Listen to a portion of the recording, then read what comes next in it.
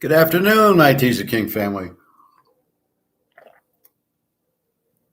How is everybody today? Are we all recovering from whatever it was that we watched yesterday? Unbelievably bad coaching, bad defense, bad picking.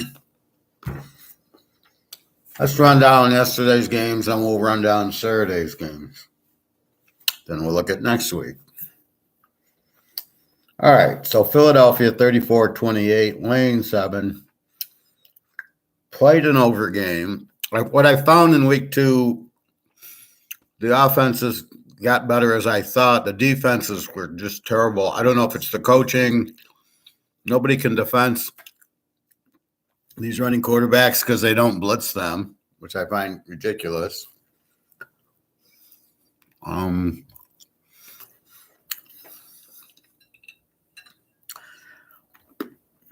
Anyway, so Philly wins 34-28. We have that one. It's a W. Atlanta 1.5. Beats Green Bay 25-24. Had the dog, had the over. As we said, Atlanta's horrible as the home favorite. They're horrible at home. They get the win on a late field goal. I had to score 23-20 Green Bay, 25-24. I have to check if Aaron Jones played or not. My guess is he did. It's funny what happens in that locker room where they shoot up before the games. Denver 3 over Tennessee. I have 24-17 San Diego. The finals 27-24 Tennessee. So I hit the 24 on San Diego. Go figure that out. Tennessee gets 27. San Diego, again, underperforms defensively. The coach needs to be fired. The head coach is their defensive coordinator and obviously clearly doesn't know what the hell he's doing.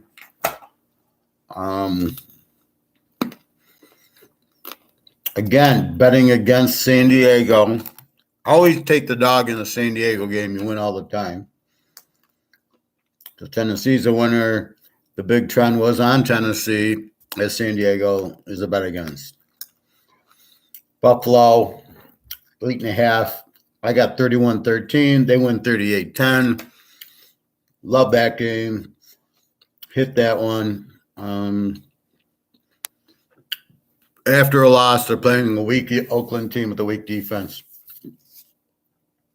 Now, here's where my mind can't handle it. Why didn't I lock the game? I knew they were going to kill them. I knew they were off a loss, and yet I don't lock the game. It just – those are the frustrating things about trying to, handicap and predict is you got the perfect game. You know Buffalo's going to kill them. But yet for some reason – well, I think what happens is the first line was 9.5, so that kept me away from it. And then I go lock – the Iowa State under and the Georgia under. And then you're waiting, and then the spread goes down, but you've already made your locks. And I think that's what's happened to me lately. Had it been 8.5 the whole way, it would have been a lock. But at 9.5, I find other locks. And then when it does go down, I've already got the locks out there, so I don't lock the game. I did play it twice, once with Philly and once with somebody else. I don't remember. Seattle, Detroit. I have Seattle as the dog and the over, and they both win. Everybody with the Lions are the greatest team since sliced bread, and they suck. And it was a typical it's a typical weak defense. You can't bring in all these new players and then not let them play together in the preseason. So they say the coach is aggressive. He goes for it on fourth down 3 times and missed all 3 times and cost them the game. The coach thinks fourth down is an automatic. Hi, I see. Depending on the odds, I prefer the 6-point teaser than the 7-point teaser. Like Buffalo, I might have had it stayed at 9.5. I might have preferred the 7-point teaser there to get it under 3, but as it turned out, they killed them anyway. But usually 6-point teasers, I don't find the 1 point's going to matter because when I do the 6, I'm getting it under 3 and over 7, and I'm getting the totals really I don't find matter too much. So that's what I'm looking at. So I'm more or less the way I think and the way I've been doing this for years is the 6-point teaser is fine. I don't see a lot of value in how many times a 1 point going from 6 to 7 is going to help you.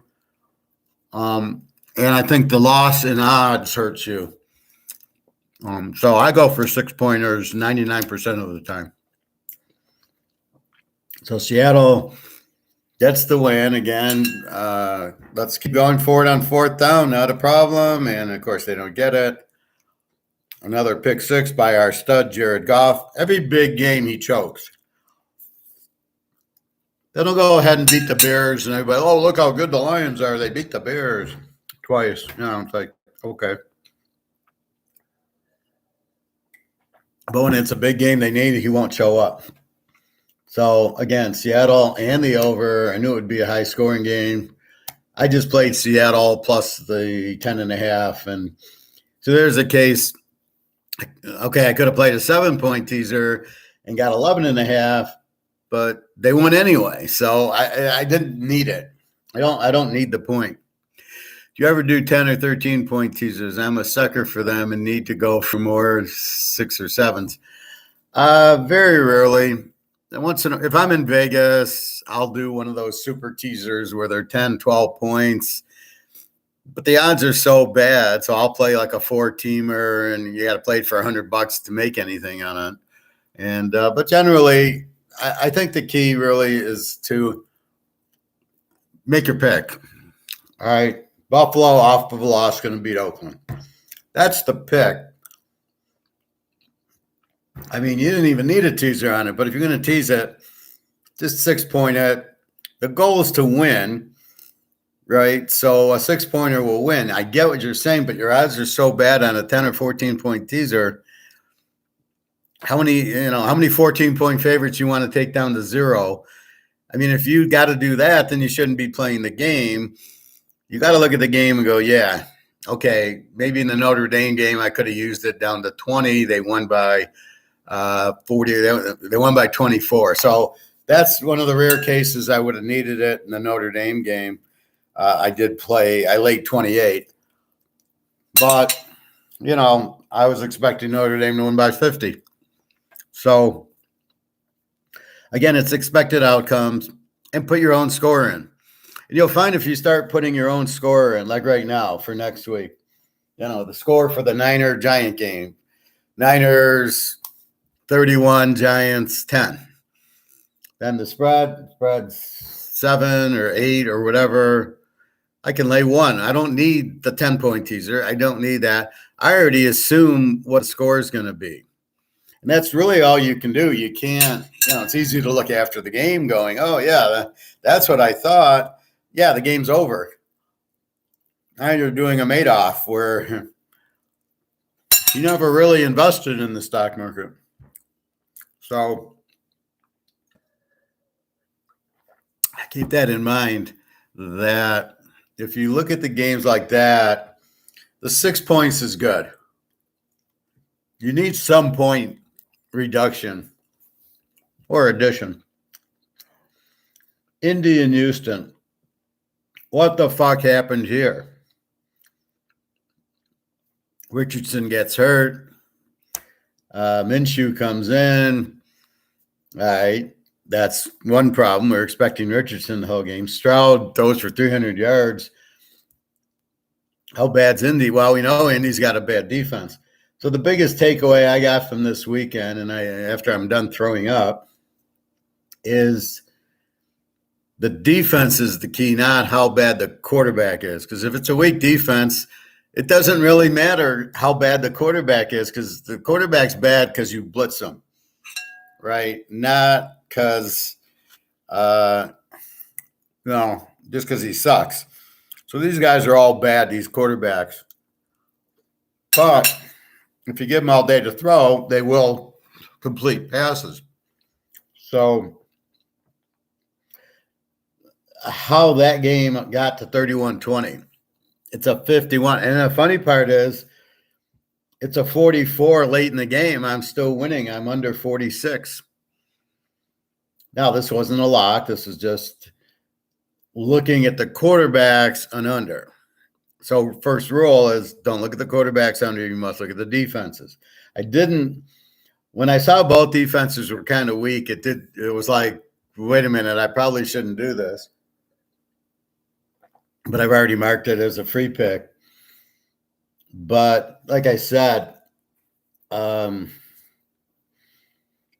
got to go more to the Jet Dallas game.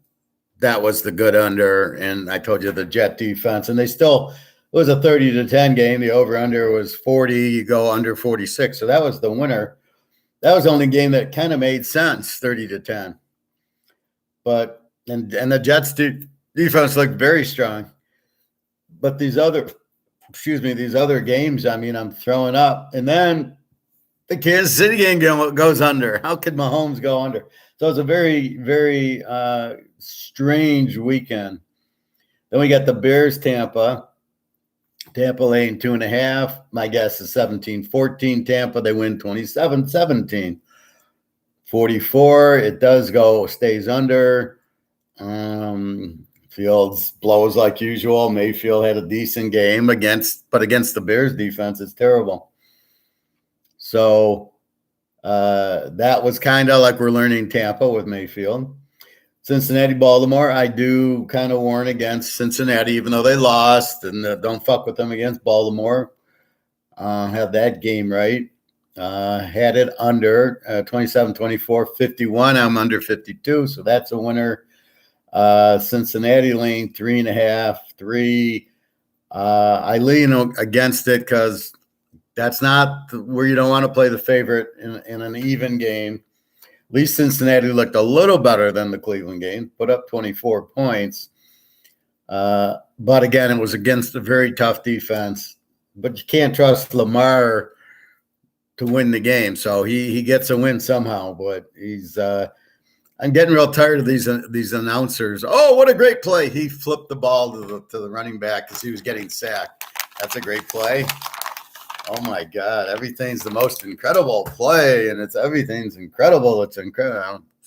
I can't listen to any of these morons anymore. So Baltimore gets the win.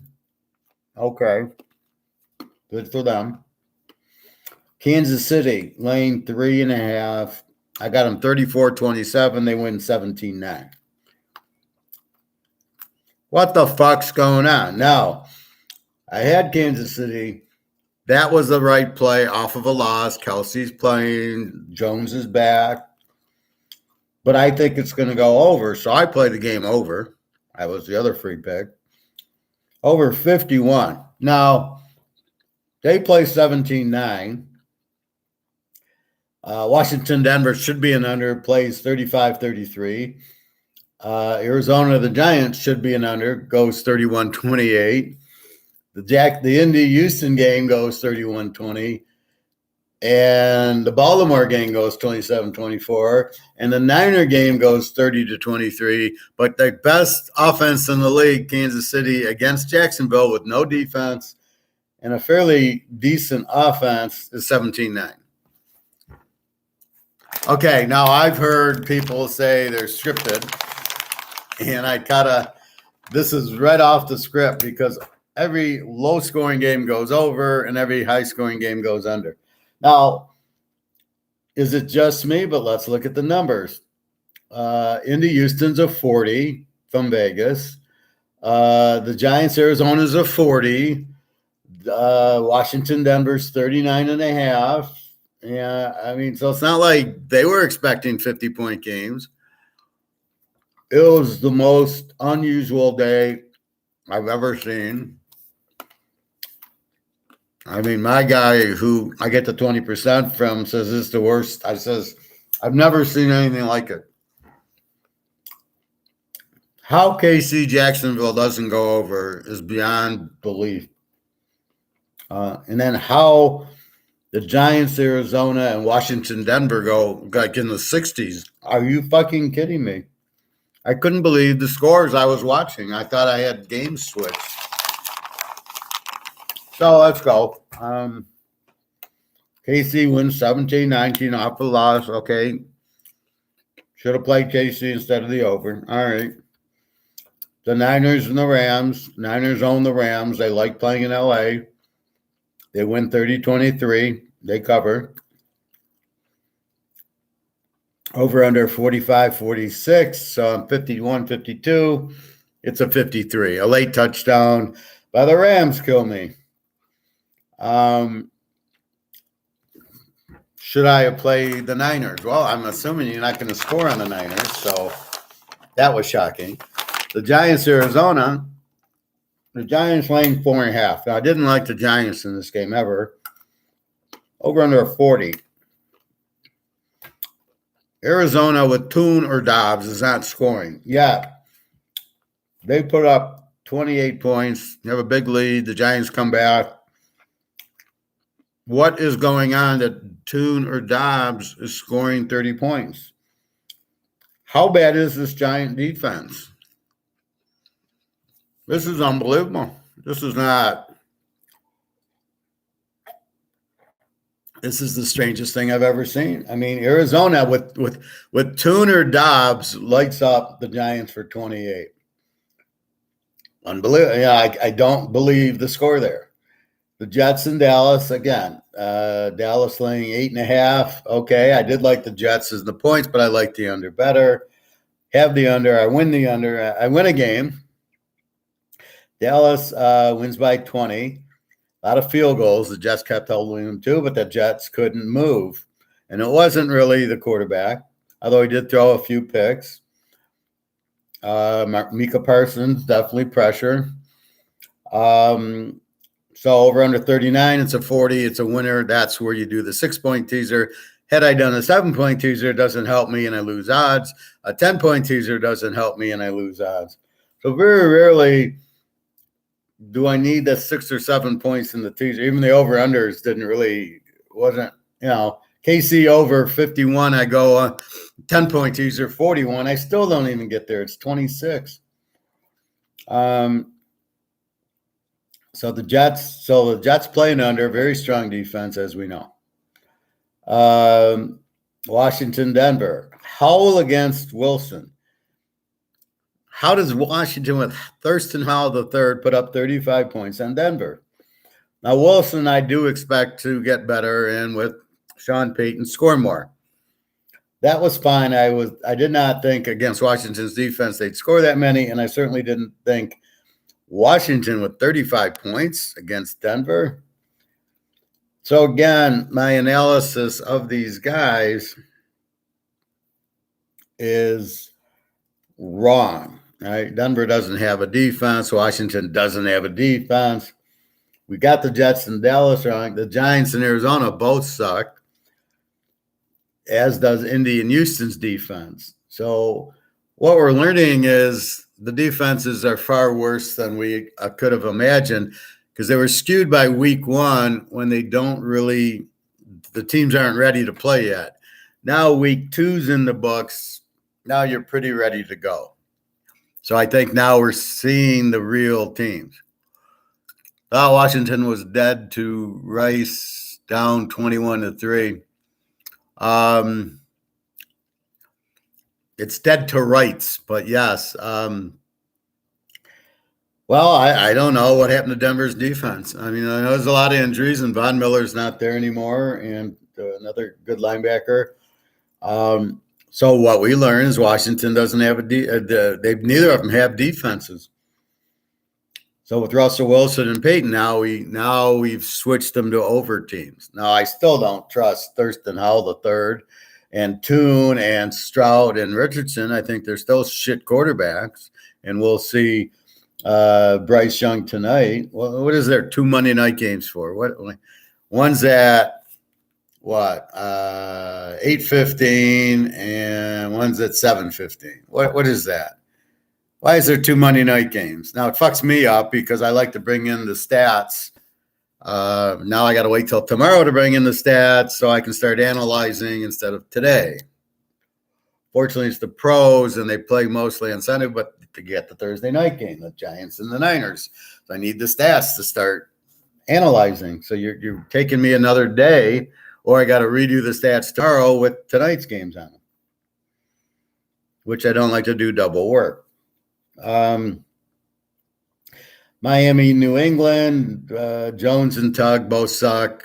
And it's funny, Tug, when he's trying to put the game away, fumbles, interceptions, gets sacked. He's a terribly choke quarterback. Jones is terrible. 24-17 was a late score. It was 24-10 against Miami's defense. New England sucks. Belichick, it's like I just love seeing that guy, just getting crushed. I mean, he's so over his head right now. He doesn't have Brady. They can't come from behind and win. Looks like they're saying, well, will he catch Don Shula? He won't catch him. He needs like 12 wins. Well, in other words, Brady got him all these wins.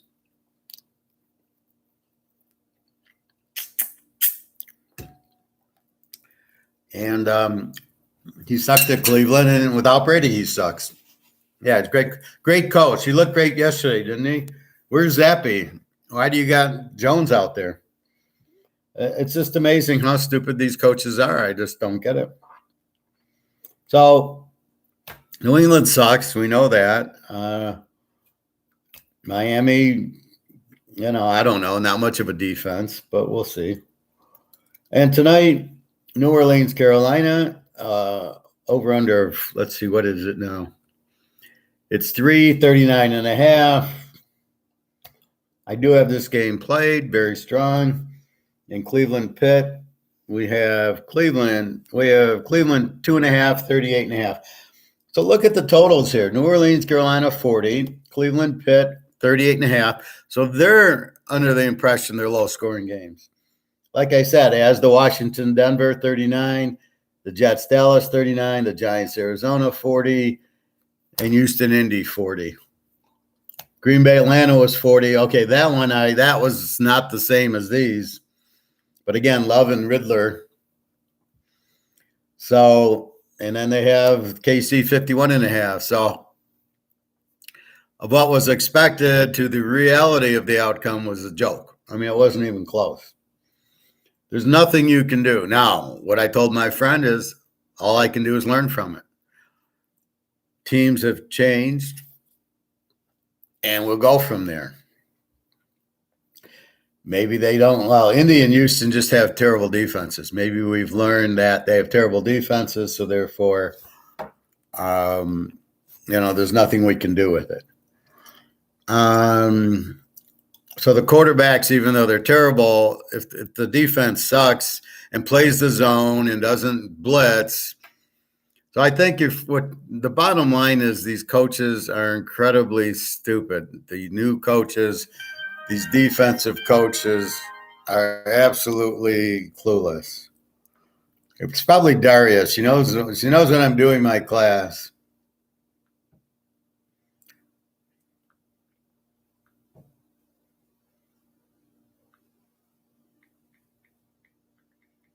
I get a weird WhatsApp from a number 62 and then the number. Really weird.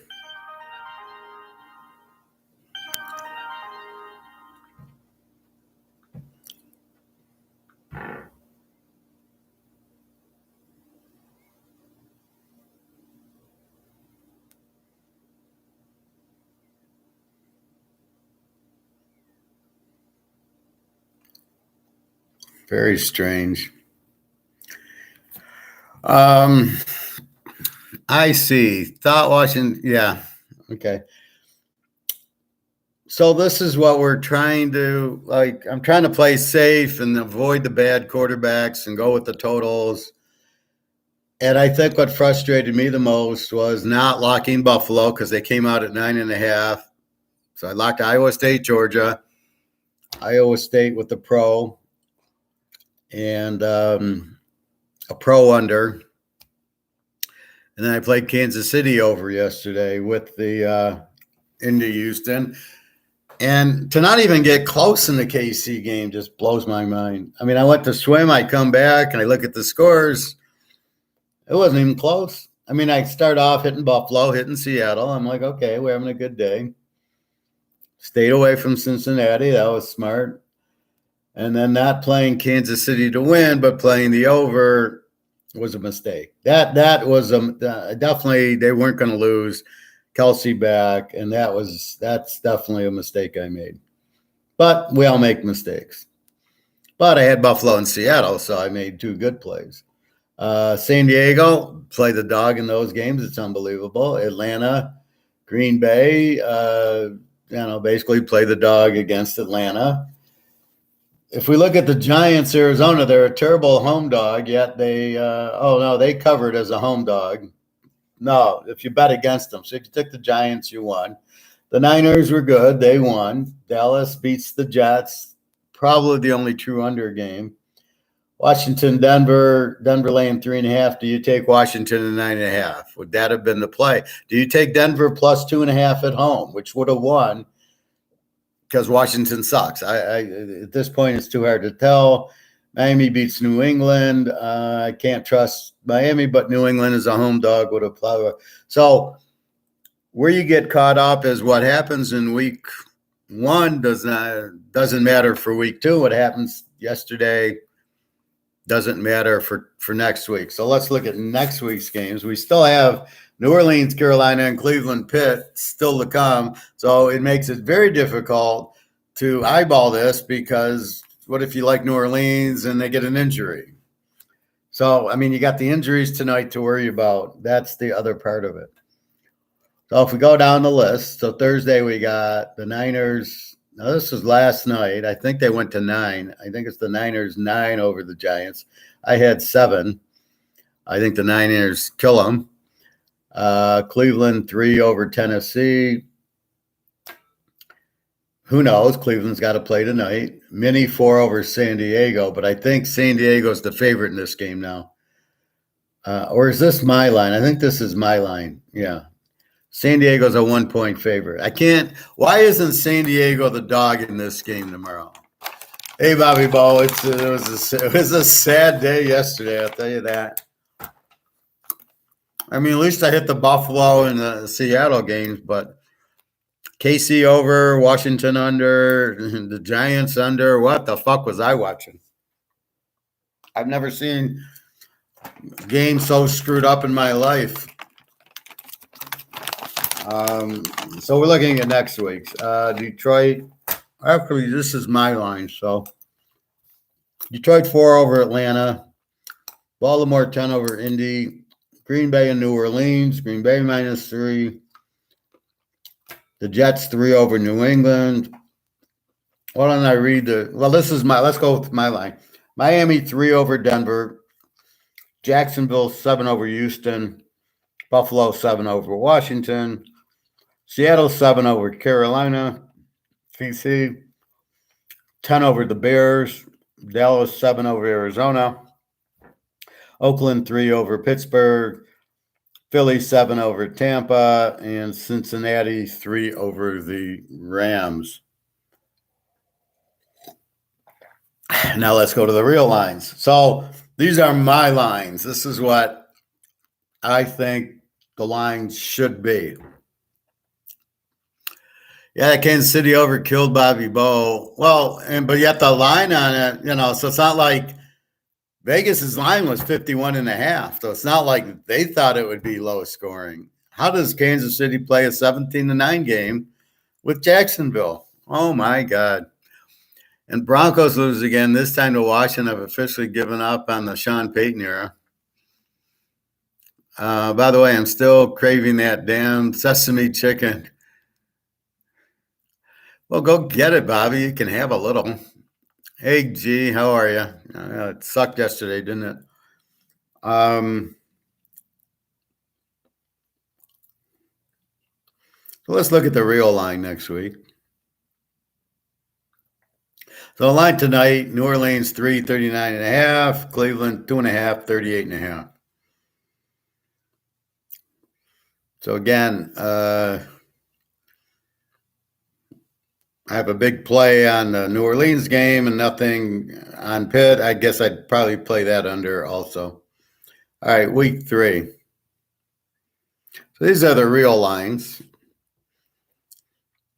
We got the Niners 10.5, 44.5 over the Giants. Not a surprise. We got Cleveland 441. I have 3. We got, why is San Diego favored? San Diego's 1.5, 54.5. That's the difference. If Minnesota's favored, San Diego's a lock. But I get San Diego favored. Why is San Diego favored in this game? It's unbelievable. Detroit 44.5, exactly what I have. Baltimore 8.5, 44.5. I have a -10. I think 8.5 is crazy.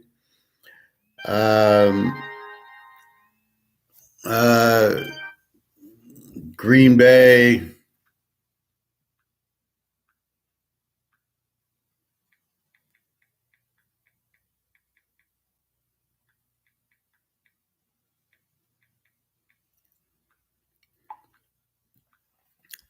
Green Bay 1.5, 43.5. They should be 3. New England 2.5, 37.5. Why is New England favored here? All right, so New England's a road favorite. They'd be lucky to win a game. So here we like the Jets, but look at the under 37.5 against New England and the Jets 37.5. Okay, so again, they think it's going to be low scoring. I think all Jet games are going to be low scoring. I don't think New England can score in this game. Was it really Zach Wilson's fault? Would Aaron Rodgers have lit up Dallas? And he probably would have gotten killed too. So I don't think it's too much. I don't think Zach Wilson is the problem. Dallas is looking very good defensively. But I think that line is way off. I think the Jets should be favored. Miami 6.5, 48.5. I got Miami -3. Now, if Denver is as strong offensively and weak defensively as they just showed, this is a easy over. Is that what you're going to get from Denver this week? This is the problem. Like, they play the Raiders 17-16. Okay, it's week 1. Nobody's ready. They get ready. They put up 33. The defense doesn't show up. Now they go to Miami. This should be a very high-scoring game, we think, if Denver truly has no defense and Russell Wilson. And this is where Sean Payton comes in, Bobby. He's a very good offensive mind. So just give me the points. It'd be like playing San Diego and Miami then.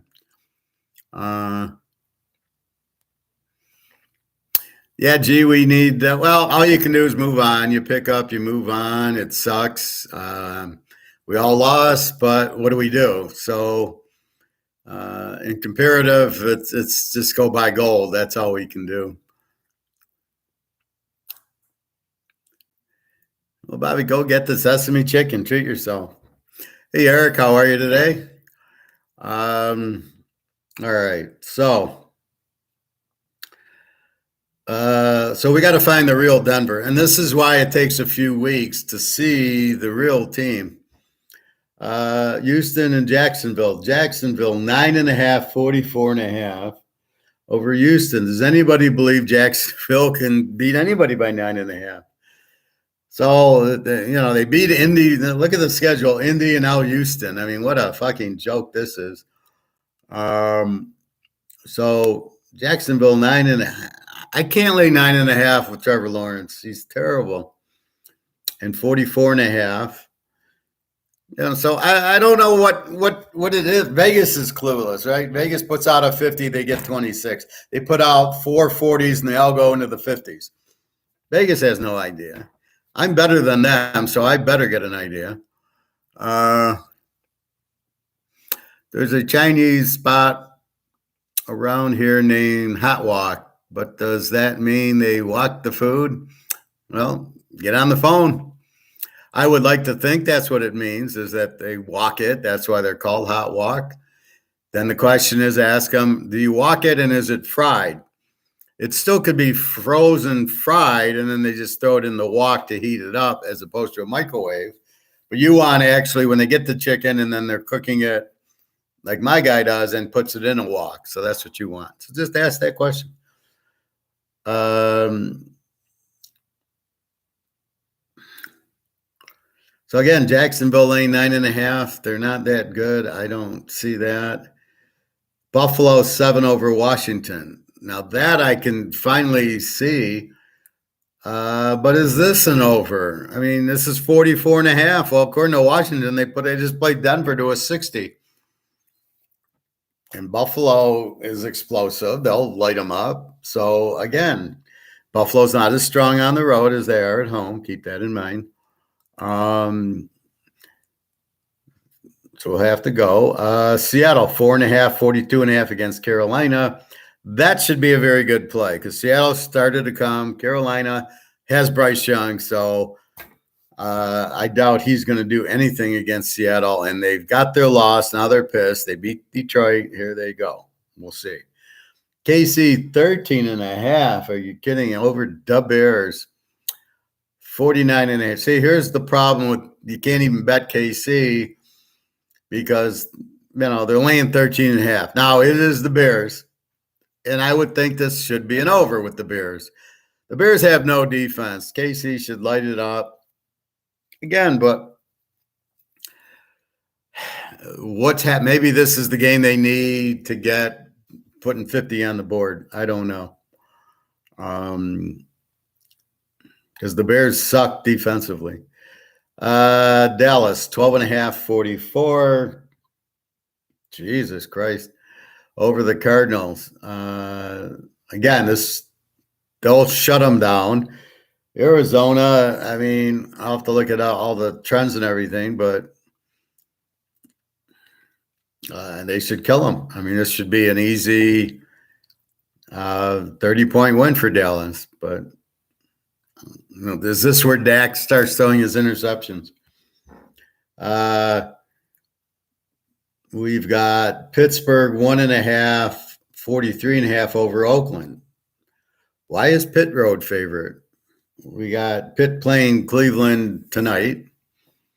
Oakland, yeah, they beat who knows what the first week against Denver. They go to Buffalo, get killed. Okay, they did their part. Now they're a home dog to Pittsburgh. That doesn't add up. But we got to see the injuries, and we got to see the Cleveland game to see if they get any injuries. Philly 6.5 over Tampa 46. Philly's not showing me a defense, showing me an offense. Tampa Bay with the Baker. What was the score? Yes, against the Bears, they put up. Where is it? So against the Bears, they put up a whopping 27. Now, keep in mind, the Bears have the worst defense. Although Houston and Washington's about to join them. Philly's not showing me any defense. Even with all the Georgia guys, that you'd think they'd be shutting everybody out. You think it'd be Georgia in the NFL, all shutouts. But that's not happening. This is why you got to play together, right? All these rookies come in. It takes them 6-7 games to get used to where the other team is, get used to it's the NFL. In Georgia's case, they're not playing Kentucky and Florida and that. They're playing, NFL games. Now, here's the most curious game of the week. Cincinnati, 3.5, 44.5, off of 2 losses in a row. So I told you to stay away from Baltimore, even though they lost and they need to win. So if we go back, there's the 3 games that lost week 1, it had to win. Buffalo blows out. KC covers, wins good. Cincy loses because they get Baltimore. So now here's Cincy gets the Rams. No easy token. This was the Super Bowl game, right? So this is revenge for the Super Bowl. But with Stafford and Donald, LA doesn't look that. They put up 23 on the Niners. So they could be a very live dog here. We'll have to see. Just a second.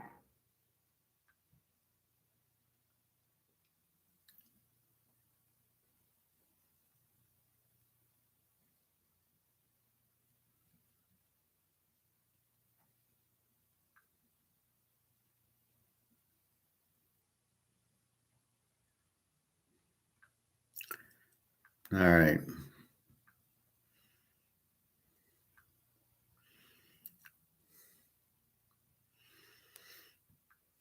So we have to be careful with Cincinnati. Yes, they must win it, but are they capable of winning it?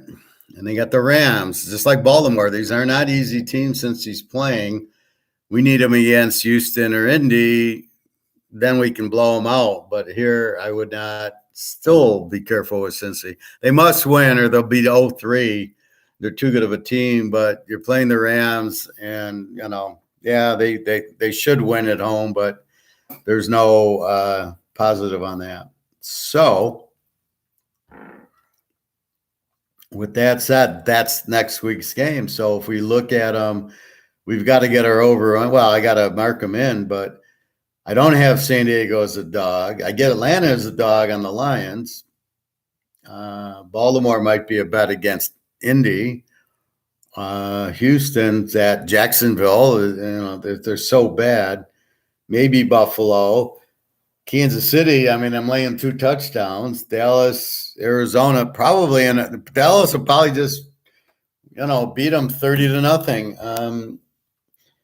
Nobody's scoring on Dallas. And maybe Oakland's a home dog, since you got to be careful with. Philly, maybe over Tampa.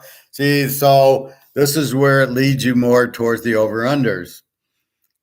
But they're so scattered. I think it's terrible coaching on the defensive side of the ball right now. I don't, except for Dallas, Frisco, and the Jets. I think the defensive coordinators are terrible. Now we can use that to our advantage by betting them over, right? So that's what we have to. That's what we have to do, is bet those over. Well, at least we have to figure out that they're over games. Now, the question is, are they going to be consistently over games? What is our expected outcome? And that's where we're all fucked up right now, because we know what should have happened, and then we know what really happened, and now what our should haves and what reality is are 2 different things. How can this be? Hey, Luke. Nothing happening with gold today. What a surprise. Luke, forget COMEX. I'm braced for STHTF. I don't know. And just some more miners, and bought another 10-ounce American Eagle physical gold. Oh, good for you, Luke. Well, that's what I keep saying. We'll talk about gold in a little bit. But yeah, you're just buying it and waiting. You know it's going to go up. It's just a waiting game. So don't worry, but you can't have a clock in your head. You can't say tomorrow. Shit to hit the fan. I'll just say shit to hit the fan. Far easier than saying, just say it's, I don't know. We had an expression at Hiram Walker, where I got the Canadian club, and the VP of finance would say, Jifty, just fucking do it. Like, I don't want to hear explanation and criticism. Just fucking do it. Like my cousin Vinny. How do your clients plead? And it's just guilty or not guilty. I don't want to hear anything else.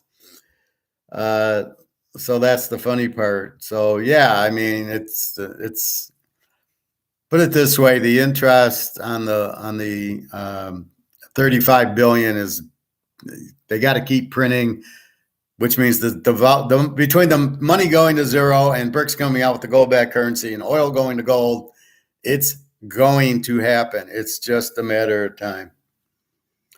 All right, let's look at college lines real quick. Then we'll look at what happened last week. Just games of note. Wisconsin 6 over Purdue.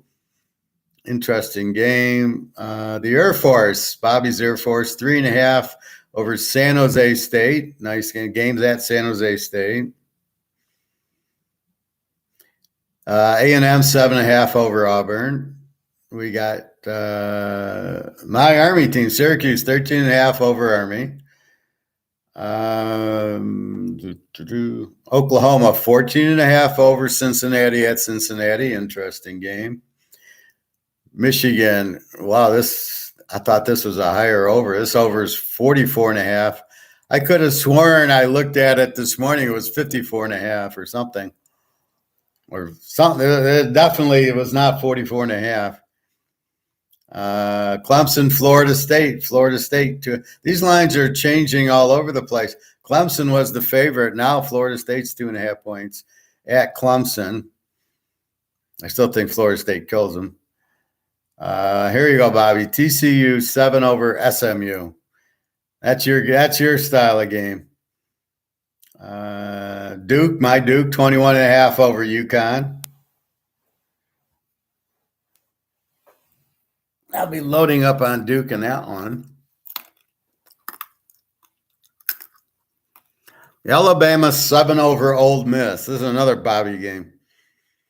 We going to go Ole Miss in this one, Bobby? Getting 7? Alabama will be lucky to win this game because they still don't have a quarterback. And Ole Miss can score, and the guy used to coach there. He knows their defense. This is the problem when your coordinators go. The Texas coordinator was an Alabama coordinator. The Ole Miss guy was an Alabama coordinator. So they're all fucked. Alabama's coming back to roost now. UMass is favored 3.5 over New Mexico. Oh my God. My Miami 24.5 over Temple. Oregon, here you go. Oregon 21.5, 70.5 against Coach Prime.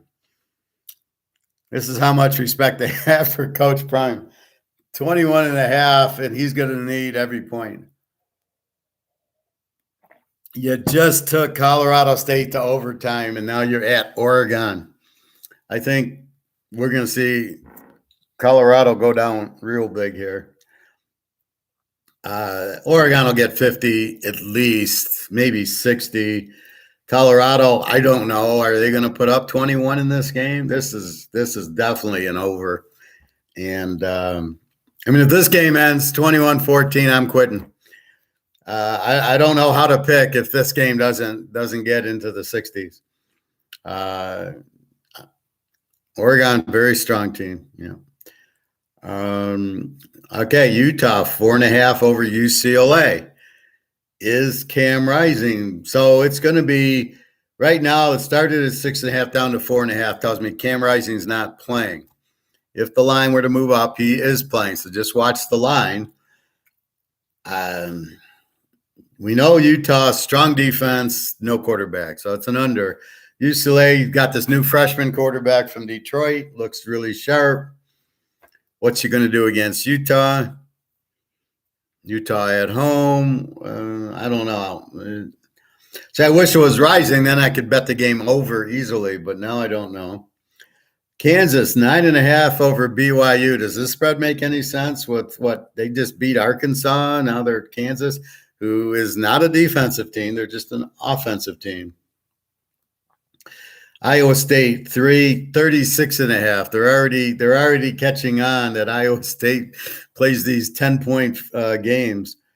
They already said, but Oklahoma State stinks. This is probably still a good under. Bet it today before it goes to 32. Tennessee, UTSA. We'll see about Frank Harris playing 20. Let's see.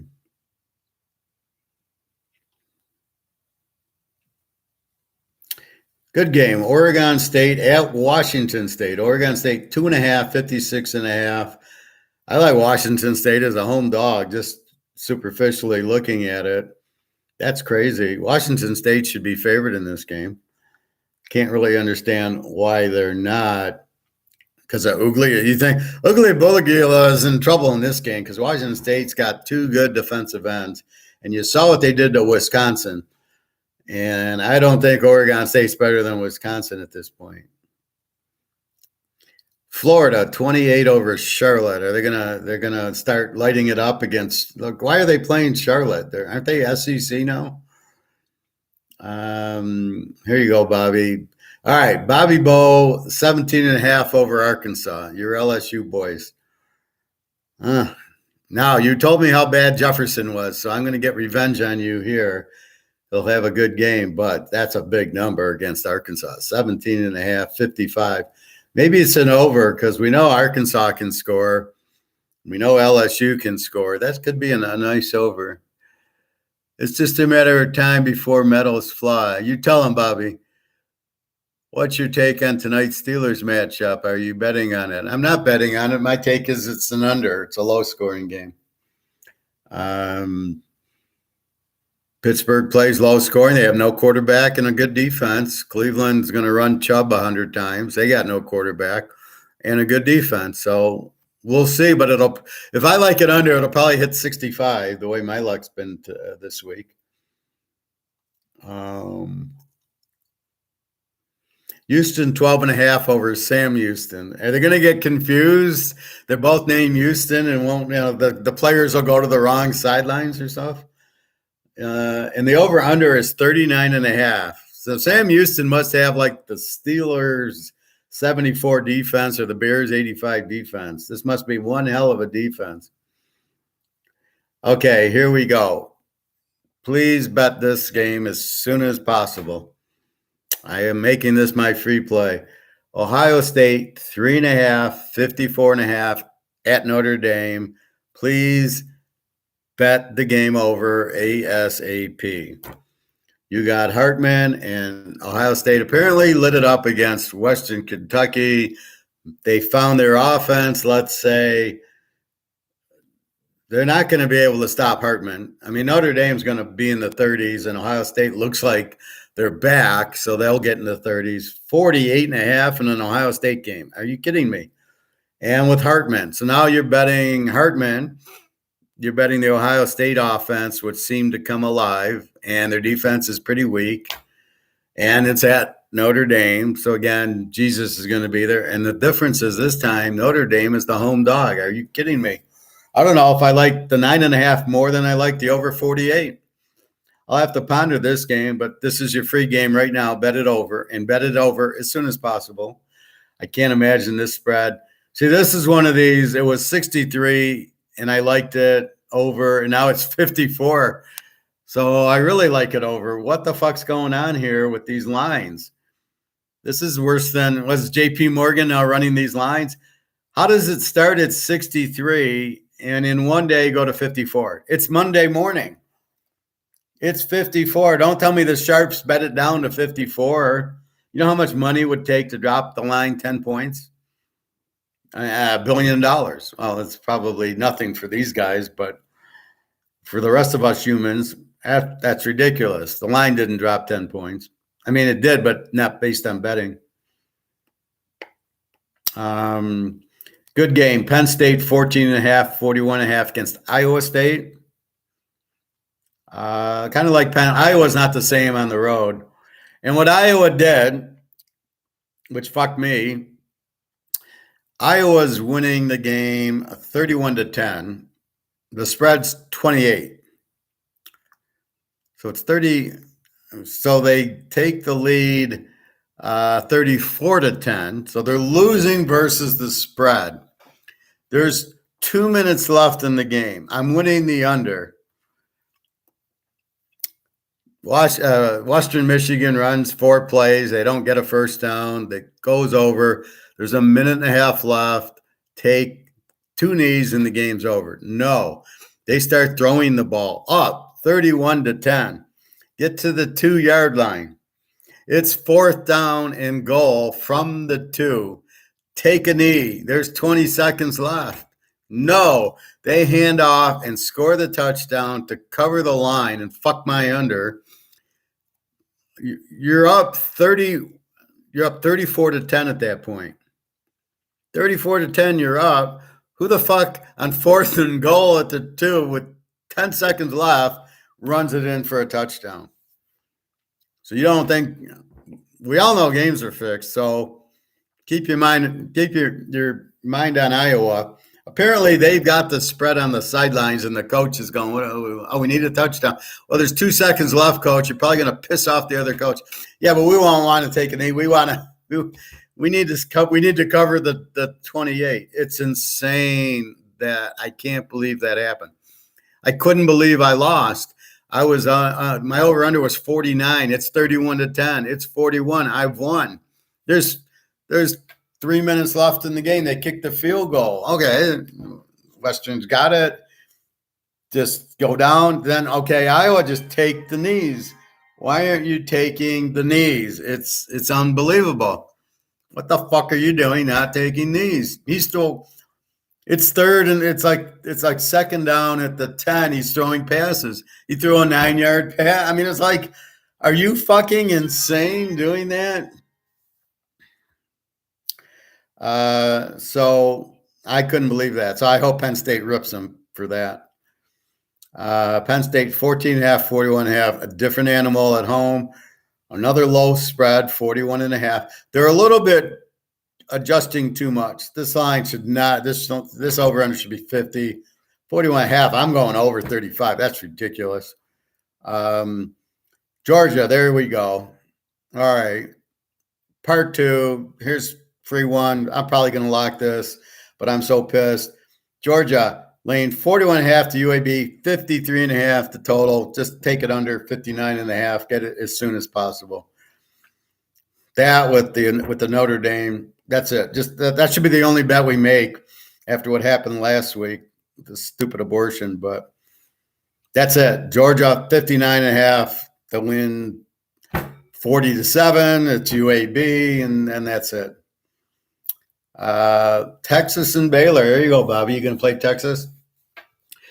14.5, 51.5. Keep in mind that Shapen, the quarterback's been out. I don't think he's going to be playing here. I think he is out. He's been out. I think Texas will light him up, I think. Over under 51. See, again, Baylor's now an under. Good defense. They don't have a quarterback.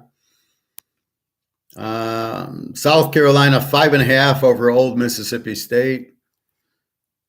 Mississippi State looks like a live dog there. Let's see.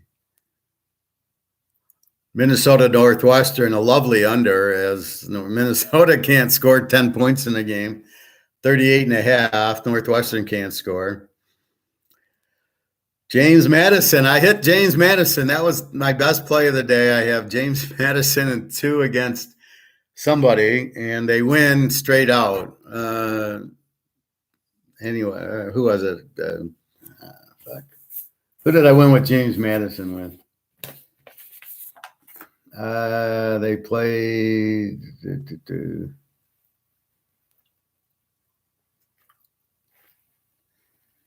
Where the fuck are they?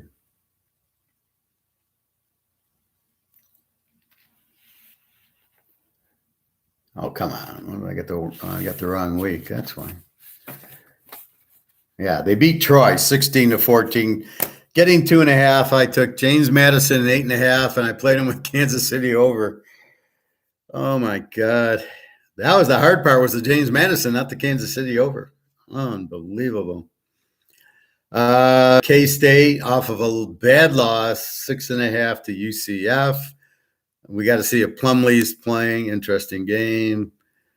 Let's see. USC 34.5, 61.5 to Arizona State. Now, Arizona State is not explosive this year. The quarterback's hurt. They are a terrible team. They can't score. I think here USC lay the 28, and off you go. This is not an over because Arizona State can't help us, but USC probably can get there by themselves. But if they can, then they're going to cover the 34 down to 28. Washington 21.5 over Cal, 62.5. Got to like Washington there. And our last game is Hawaii 2.5 to our New Mexico State. They beat New Mexico, but they didn't go over. And here they got New Mexico State. So your free plays, and you should bet like everything you own on it, is Georgia under and Notre Dame, Ohio State over. And that should be the only 2 games we're picking because, college I did okay. Pros, I've never seen a Sunday like I saw in the pros. All right. I've been watching pros since 1969. If we forget that, betting them since the early 70s, I've never seen what I just saw.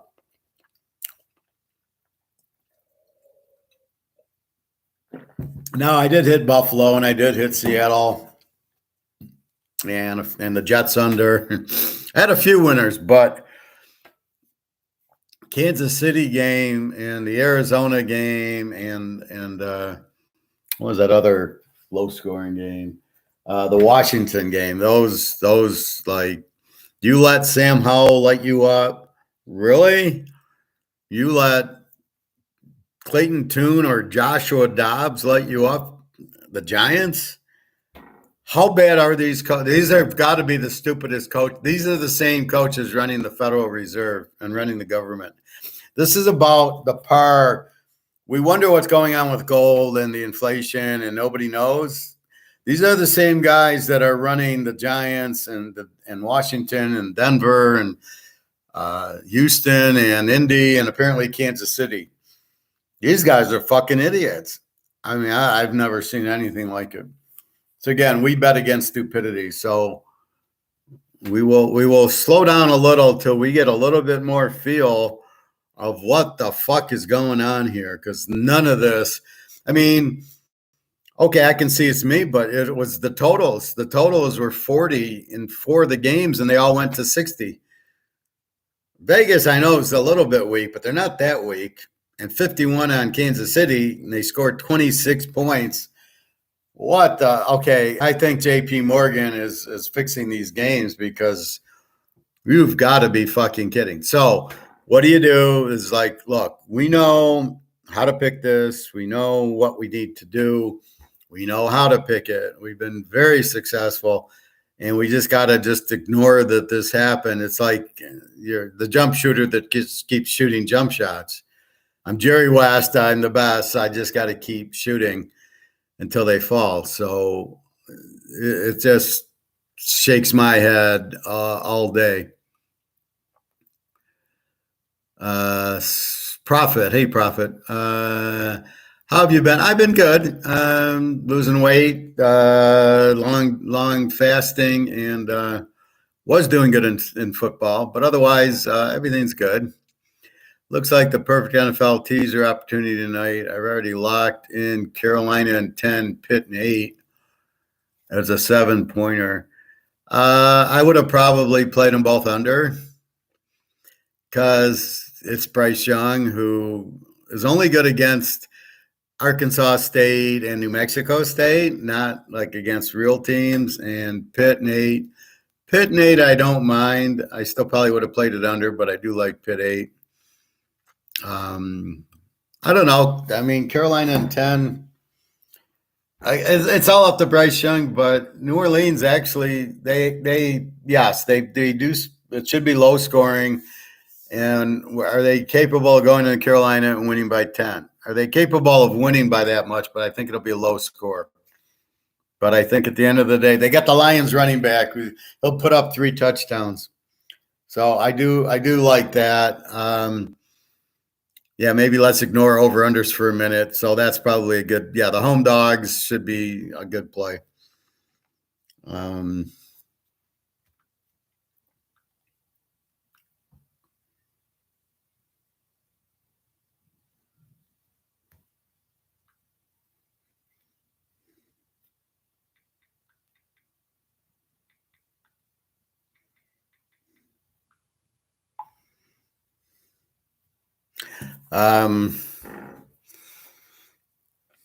So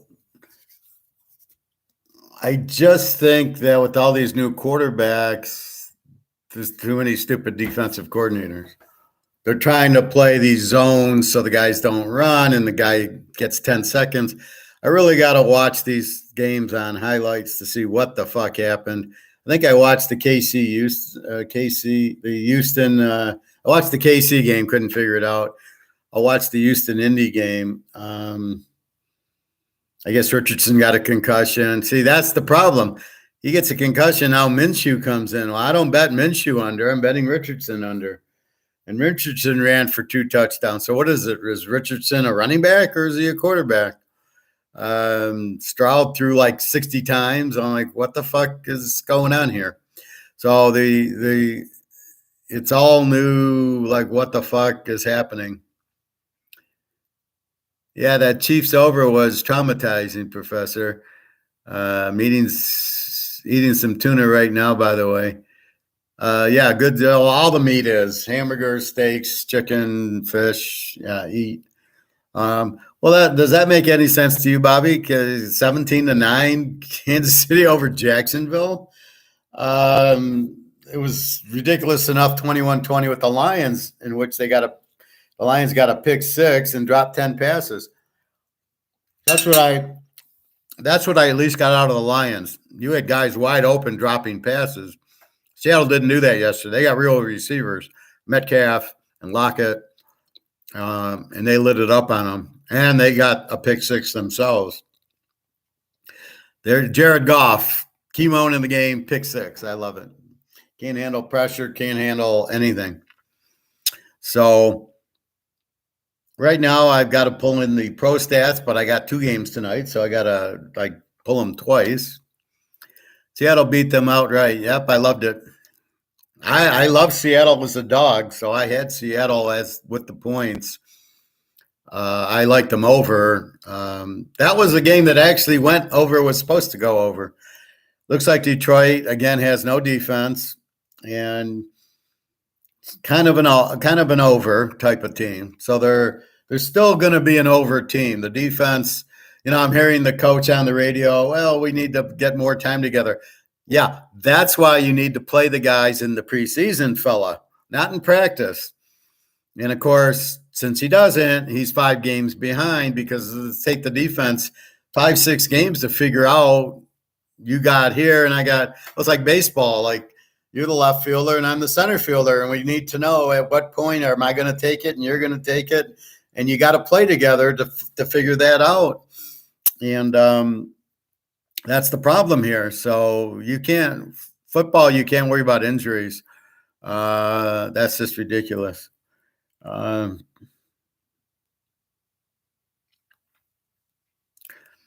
So we will see. Anyway, so this is the problem. In the pros, you've got no preseason. Week 1's a joke, so you can't read week 1 too much. We need one more week to really get a good read on it. I think this helps. Buffalo look normal. Kansas City, I don't know. They still, how do they only score? How does Jacksonville give up 21 to Indy and 17 to KC? Something doesn't add up there. Are they going forward on 4th down? Is it missed field goals? Is it turnovers in the red zone? What the fuck's going on? And then all these games going over, was it reverse? Was it a lot of fumbled punts and a lot of, turnovers in my own end where they score? I got to really see what the fuck happened there. But, just the way the day's going, here come Washington, Denver. They're going to go over. The fucking over-under is like 40. Where are they getting these points from? So the Giants must be horrible if Arizona's lighting them up with Joshua Dobbs and Tune. I mean, are you kidding me? You're letting Joshua Dobbs light you up. I can't wait till Philly plays the Giants. See, we'll get our revenge when the good team plays the Giants and they beat them by 60, and then we'll laugh. I accidentally retracted my own comment just now. Yeah, I see message rejected. All I said was, let's go silver. Well, we can't go JETS, Jets. So we got to go SILVER, silver or something. No, we can go GOLD, gold, instead of JETS, Jets. That would be, that's where we'll all feel better when the gold goes up. Again, we know they're coming out with the gold standard. It's not new. It's not, we're waiting for it. It's out. It's announced. It's out. Russia will take it. If nobody else takes it, Russia's still going to run BRICs, and they're still going to have it backed by gold. A lot of it is they're tired of selling oil for U.S. dollars because they know the U.S. dollars is worthless. This is the point of the game where Russia and China and all these countries understand that the dollar is worthless. And it's just a matter of time till this is why the market's going to fall. A, it's way overvalued, but B, because these countries will realize it and they're going to start getting their money out of U.S. dollars. Let's say we had $1 million in euros, and we know the euro is going to collapse. What will we do? Keep it in the euro or pull it the fuck out? We'd pull it the fuck out. What did we do with the money in our banks? Did we leave it in the banks until it goes worthless and we can't get it out? Or did we grab the money and take it out of the banks? I was showing you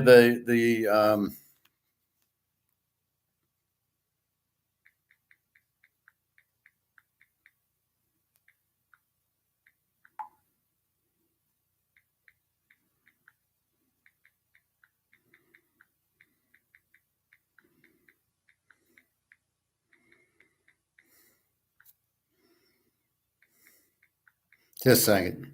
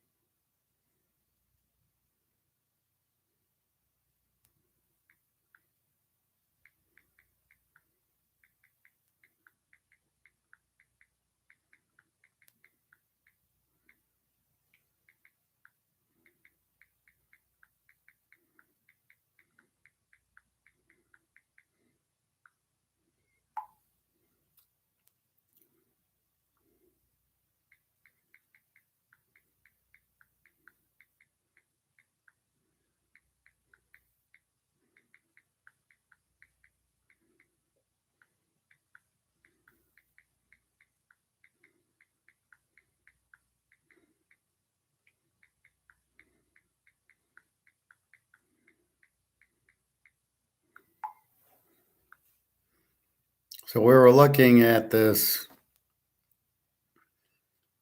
Bill Huller guy, this live from the vault. So he's saying that the banks have fallen, $1 trillion have been taken out of the banks. And I'm surprised it's only that. I'm not surprised it's been taken out. It should be 10 trillion. He's saying most of it's been, of course, silver will follow gold. I keep telling you that they're both real money. And if you have a gold standard, silver goes right along with it. So if gold goes to 50,000, silver's going to 5,000. That's a fact, Jack. So don't worry. That's exactly what will happen. Your silver will go through the roof. It both moves in concert. So don't ever, if gold goes up, it's not like silver's not going with it. So he says, well, $1 trillion and a lot of it's going into T-bills. Well, that's not safe either. This guy doesn't know what he's talking about. This is why I point these guys that they're idiots. He thinks, wow, they're putting their money in safety in T-bills. Well, guess what? When the dollar collapses, the T-bills are no safer than anything. You have to get your money off the Titanic. Stocks, bonds, the dollar, anything in the bank, any real estate trust, anything to do with dollars and Wall Street will go to zero. So you get your money out of that whole system, and here's gold and silver. So if you think in T-bills is safe, it's not because of the inflation. How are they going to pay it back? It's a bond. How are you going to get your money back? The government, you think you're going to trust the government to pay you back the T-bill? Really? I got an oceanfront view here in Detroit. I'm not sure if there's an ocean here, but if that's what you're going to believe, then that's what we'll teach you. That's my point. It's not safe. Neither is the stock market when everybody pulls it. And so really what it is Russia, Saudi Arabia, and Dubai are got 80% of the world's oil, and they don't want to get paid in dollars that they know is worthless. They want to get paid in gold, or the only currency that's going to have a value is BRICs because it's backed by gold.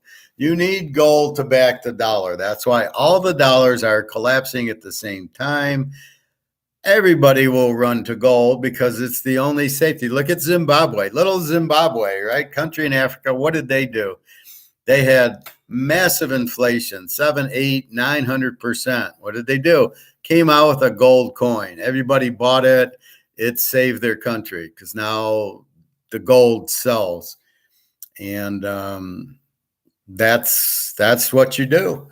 So why did they go to gold? Because they knew it would work, because there's always faith in gold. It's limited. It's a currency. The Romans used it, and it can never go to zero. There is no risk in it. So why do all these people go into a risky adventure? I'll buy an oil stock. I'll buy bonds. What the fuck are you doing? My money's in the bank. Until what? It closes up and it's about to happen. You lose $1 trillion. So let's do this. Bobby, I got a bank. Bobby gives me 50 grand. And I say, Bobby, I'm going to give you a 4% interest on your money. And how do I do that? I got to take Bobby's 50 grand and I got to then invest it. So I get 7 or 8%. So I can give Bobby his 4% and keep 4% for me. And the only play was T-bills. And then Bobby comes to me and says, I want my 50 grand back. As that's what this $1 trillion is, right? So $1 trillion. So Bobby says, give me my money back. I don't have Bobby's money. It's in T-bills, and I'm losing my ass on him.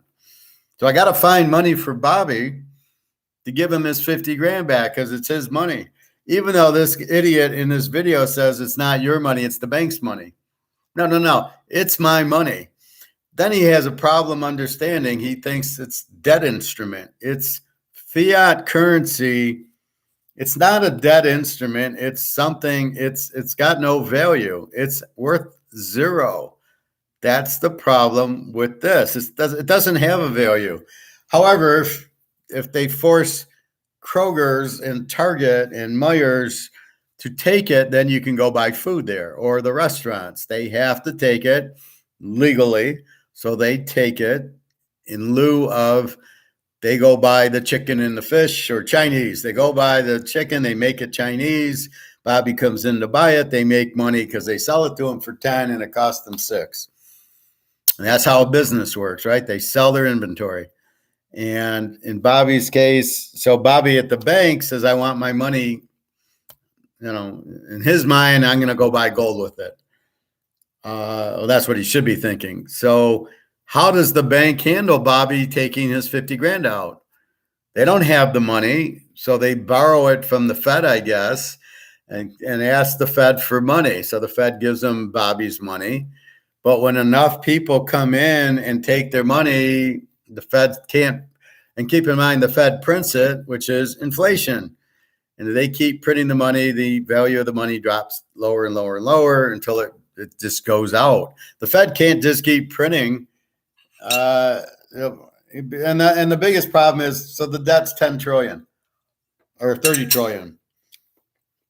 But as you print more, the value of the dollar goes down even further. So now if I need $1 trillion a month, let's say, for the debt, I got to print $1 trillion. That's more inflation. But now the value has gone down. Now I got to print $2 trillion to get the same thing I did with the $1 trillion, which now leads to, I printed another 2 trillion, which made the value of this go to even lower. And that's why it goes to zero, because you're fucked by the debt. And this is why it's different than 2008. You really didn't have the debt problem. You had the attack on Wall Street problem. You had the Madoff problem. You had all these scams, but it wasn't inflation and it wasn't debt causing them. It was the housing crisis. It was all housing. And you have that in China right now, where their housing market collapsed. But that's not what we have now. It's not the housing crisis. It's the money crisis. It's the debt crisis. It's the inflation. As you print money to pay for the debt, it's more inflation. It's more printing. The values go down and down and down. So for Luke and Bobby and all the gold and silver people here, you've got to understand that the only escape is gold and silver. There's no other escape. You've got to buy real assets. Now, yeah, you can buy this and it'll go up in value. And you can buy the Brady card and you can buy the Mantle card and you can buy those cards and then you can sell them for some sort of money. The beautiful part about gold and silver, it's money. It's the only legal real money. Another thing this idiot says, the cowboy Bob Orton, we'll call him because he used to wrestle, is that he doesn't get, he says, well, gold and silver used to be money. No, it's always been money. It's always been in play. Gold and silver has always been money and it's always been in play. Just nobody's paying attention to it. So I'm telling you to go into an asset that hasn't gone up in value yet. Bobby says, well, how about a house? How about real estate? It's already gone up in value. Your $200,000 house is $500,000. It's already jumped. You know what hasn't jumped? Gold and silver. So when gold does the jump from 2 to 20, you're in on the ground floor. You're in the housing before the housing jumped, right? But the housing's jumped. It's not valid anymore. Same thing here with the gold and silver. It's still waiting at the bottom for us. It hasn't gone up yet. Plus it's real money. Plus it's real assets. Plus they hate it because they don't want the competition. So this is the beauty of gold and silver.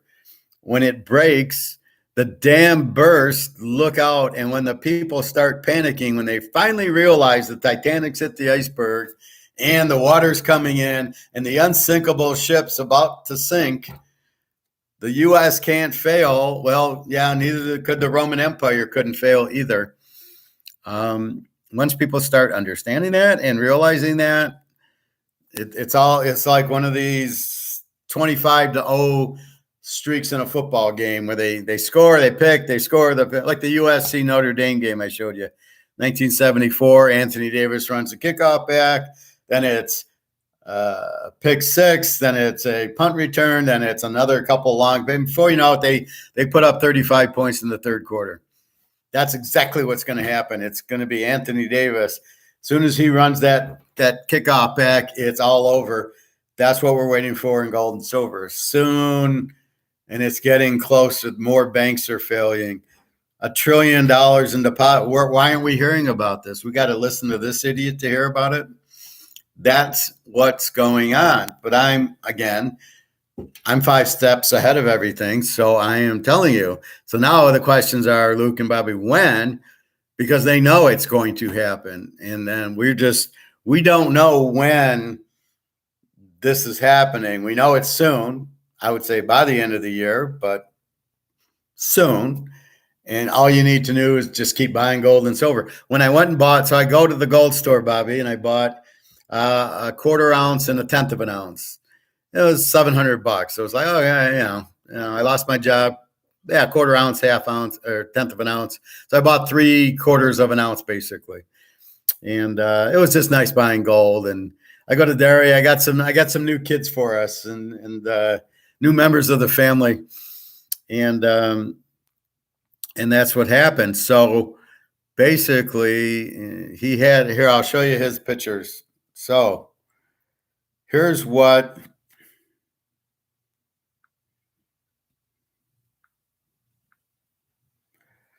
So you asked me about his store, Bobby. This is the way his gold's laid out. On the bottom are the ounces.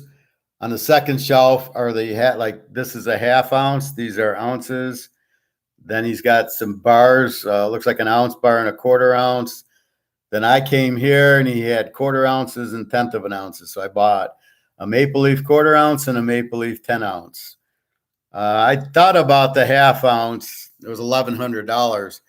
The 1/10 of an ounce was $220, and then the 1/4 was only $530.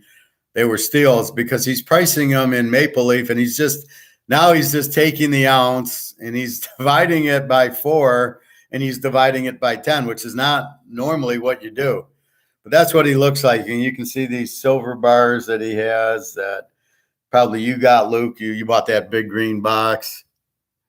And then here's what I bought. I bought the 1/4 and the 1/10.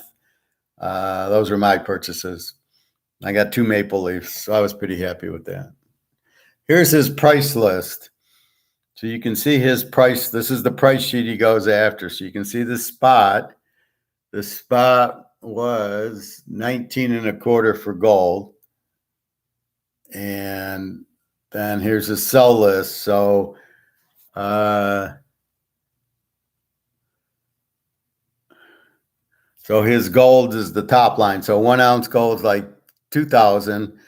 And then you get down to the Cougaran and the Maple Leaf here are like $19.99 and $20.10. Why they're cheaper, I have no fucking idea, because it's an ounce of gold.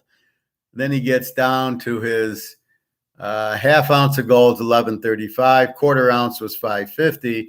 Yet I could get the quarter ounce maple here. So I got the quarter ounce maple for $5.29 and the 10th ounce. So I got these two, $5.29 and $2.21 is what I got. So it was a nice $7.50, which I paid cash for. His silver, the silver eagle he's got for $32. And the silver round, he's 26 on his silver round. But I didn't buy any silver. I wanted gold today.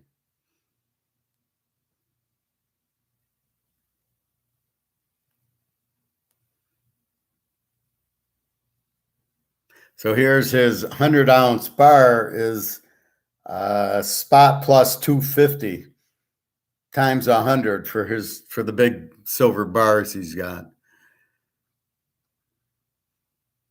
So, I mean, $20.35 for the Gold Eagle, and then $19.95 for the Cougaran, and $20.10 for the 2010 for that. So that's how his store looks. That's how his gold looks, Bobby, you asked. And he's just, that's all he's got. I mean, that's it. So I come in and, I just wanted it was beautiful. He had a quarter ounce and a 1/10 of an ounce. Perfect. Because I wanted to spend $600 not working versus spending $2,000 on an ounce. I mean, it's easier to stomach $600 and then be patient than it is $2,000, But if you need to sell it, that's the beauty of gold. If I need to sell it, I come back and here's your ounce. I need the $2,000 back. I don't lose. There's no risk. It's not going to zero. Name a fucking stock you can buy that you have no risk it's going to drop, because you can't, because there's no such thing. Luke, silver follow gold, yes. Could gold get revalued overnight? Well, usually what happens, Luke, it's on a weekend. So we go to sleep Friday and it's at 1920, and we wake up Monday morning and it's at 25,000. This is why I tell you to buy as much as you can, as quick as you can, because when it gets revalued, you are not going to be able to buy it. Well, you can, but it's going to be a hell of a lot more. It'll be 20, 25,000. And that's no warning, because you know how the governments are. They're not going to fucking warn us. Mark McGuire needs to wake up. Or the way BYU scored 17 unanswered in the fourth quarter and shattered my parlay the other night. Sorry, Bobby. How much physical gold, silver is adequate for what is coming? Well, Luke, it's as much. It's how much. Let's put it this way. We'll reverse the question. How much of this shit do you want to lose? So if I got 50,000 in this shit, do I want to lose it? No. So I'm going to sell, depending now, if I'm working and I'm getting income in, I probably want to sell 30,000 and get gold with it and keep 20,000 just until it bridges. If I'm not working, then maybe I get 25,000 and put 25,000 in the safe where I'm waiting to go. So that's really what you're doing. So it's almost like, how much of the crap toilet paper do you want to keep? My advice, I'm diversified. I got 98% in gold and silver, and I got the other 1% in Brady cards and Mantle cards and Bobby Orr cards, and then the other 1% in a couple thousand in my safe. That's it. That's all, folks. I have been out of the stock market for years. So let's say, Luke, you want to buy Newmont Mining. Here's the problem. What if because it's a bank, your E-Trade goes out of business? Then what do? You have the stock, but you can't get it. So what this chucklehead says is to get the certificate from E-Trade or JP Morgan or Chase, whoever owns the stocks, it's usually all JP Morgan, to get the certificate. So it proves it doesn't matter where it came from. I got 1,000 shares of Newmont Mining. My answer to that is, fuck that. Go buy real gold and silver and just hold it. And then you don't have to worry about this shit. You're going to make more on the ounce going up than you are on the stocks going up, because the stocks are going to get murdered. Now, after that, if your company's still in business, E-Trade, JP Morgan, Chase, whoever the fuck runs it, then maybe you want to buy it. But you're so much better off owning the precious metal. As I show you, the gold and silver I have in my hand, I show it to you. It's the only way to protect yourself.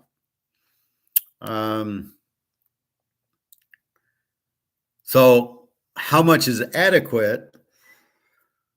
Well, let's put it this way. What if we know the score of the Georgia playing whoever the fuck they're playing? What if we know the final score of the game? We know Georgia under is going to win, right? So I've given you that. Play the Georgia under. And what if we know it's going to win, right? How much would you bet on the game? We know the score. Georgia won 37-0. And you get a chance to be Marty McFly and go back in the DeLorean to let's say we could go back in the DeLorean to last week, and we could go back and replay the Iowa State Georgia under lock teaser, which won. How much would you bet on it? You know they won. You already know the teaser won. How much would you go back and bet? And I'd say as much as you have. And that's the same question you're asking. How much physical is adequate? And I'm saying as much as you can get, because you know the price of gold is $2,000 an ounce is a joke. You know the price of silver at $26 an ounce is a joke. Right? I just showed you the checklist. $26 you can buy rounds. It's a joke. You know it's a joke. I know it's a joke. Bobby knows it's a joke. Everybody knows that ain't that ain't close to the price.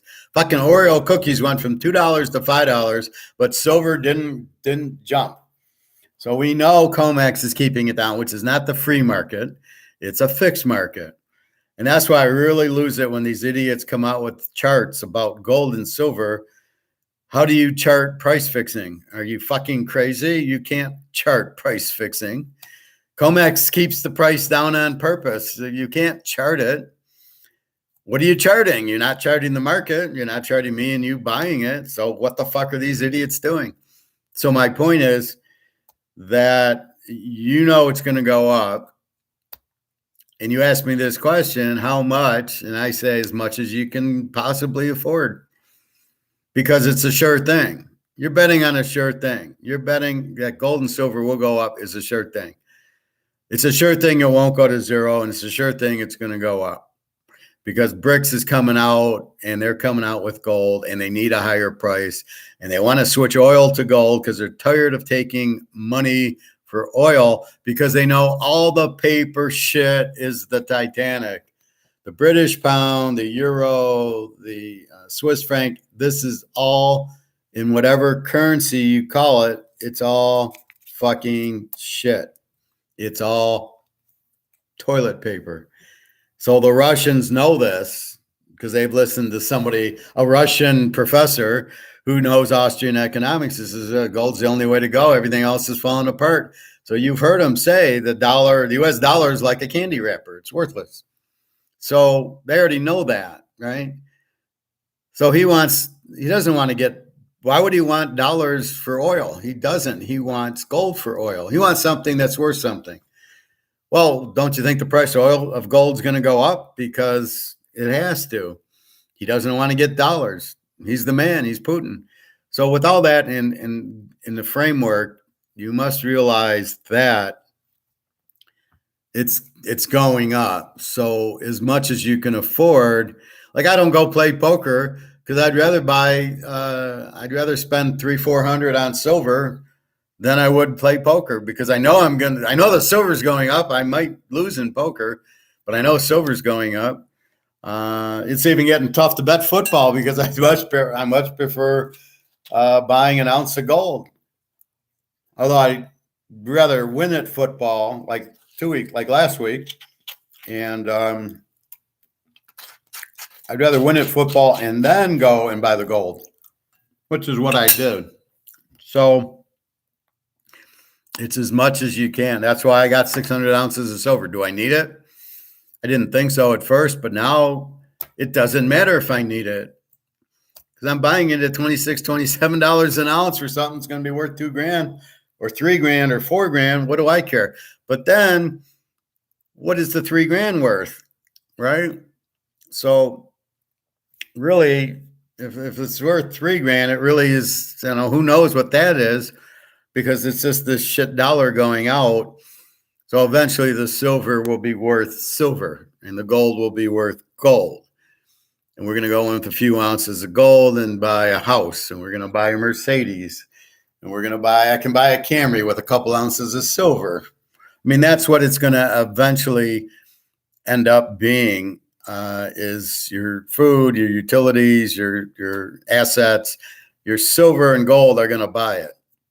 Point blank, because you've got 350 million idiots in the U.S., a couple of us who understand reality. And so once those people start losing their money, then they're going to realize the only thing to get into is gold and silver, not Bitcoin, and certainly not dollars, and certainly not CBDCs. So they're going to realize gold and silver are real money, as much as the government tries to not teach it to them. And that's when you offer them an ounce of silver for a car, and they're going to say, fuck yeah, it's money. I'll take it. I mean, more than an ounce, but the idea is that's money, and they'll start taking it because they know it's money. And that's what's going to happen. The guy at the coin store thought something was going to happen in 2 weeks. And I says, well, why? He says, because the UAW auto workers went on strike, but not every section. Like the paint shop went on strike, but not the whole thing. But you can't produce cars anymore. So they're going to start closing the plants, and all the car companies are going to go bankrupt because they can't make the vehicles. And that in the panic, everybody will buy gold. And I said, well, I don't know about that, but it's a strange luck. I said, but the inflation will take care of it all, and the BRICS countries will take care of it all, and oil for gold will take care of it all. So it's all coming to a head very soon. But it's not the type of thing you can give a date on. I can't say next Friday. I can say soon. It's coming to a theater near us, but I can't tell you the fucking date. But it's a fact. It's going to happen. Just like,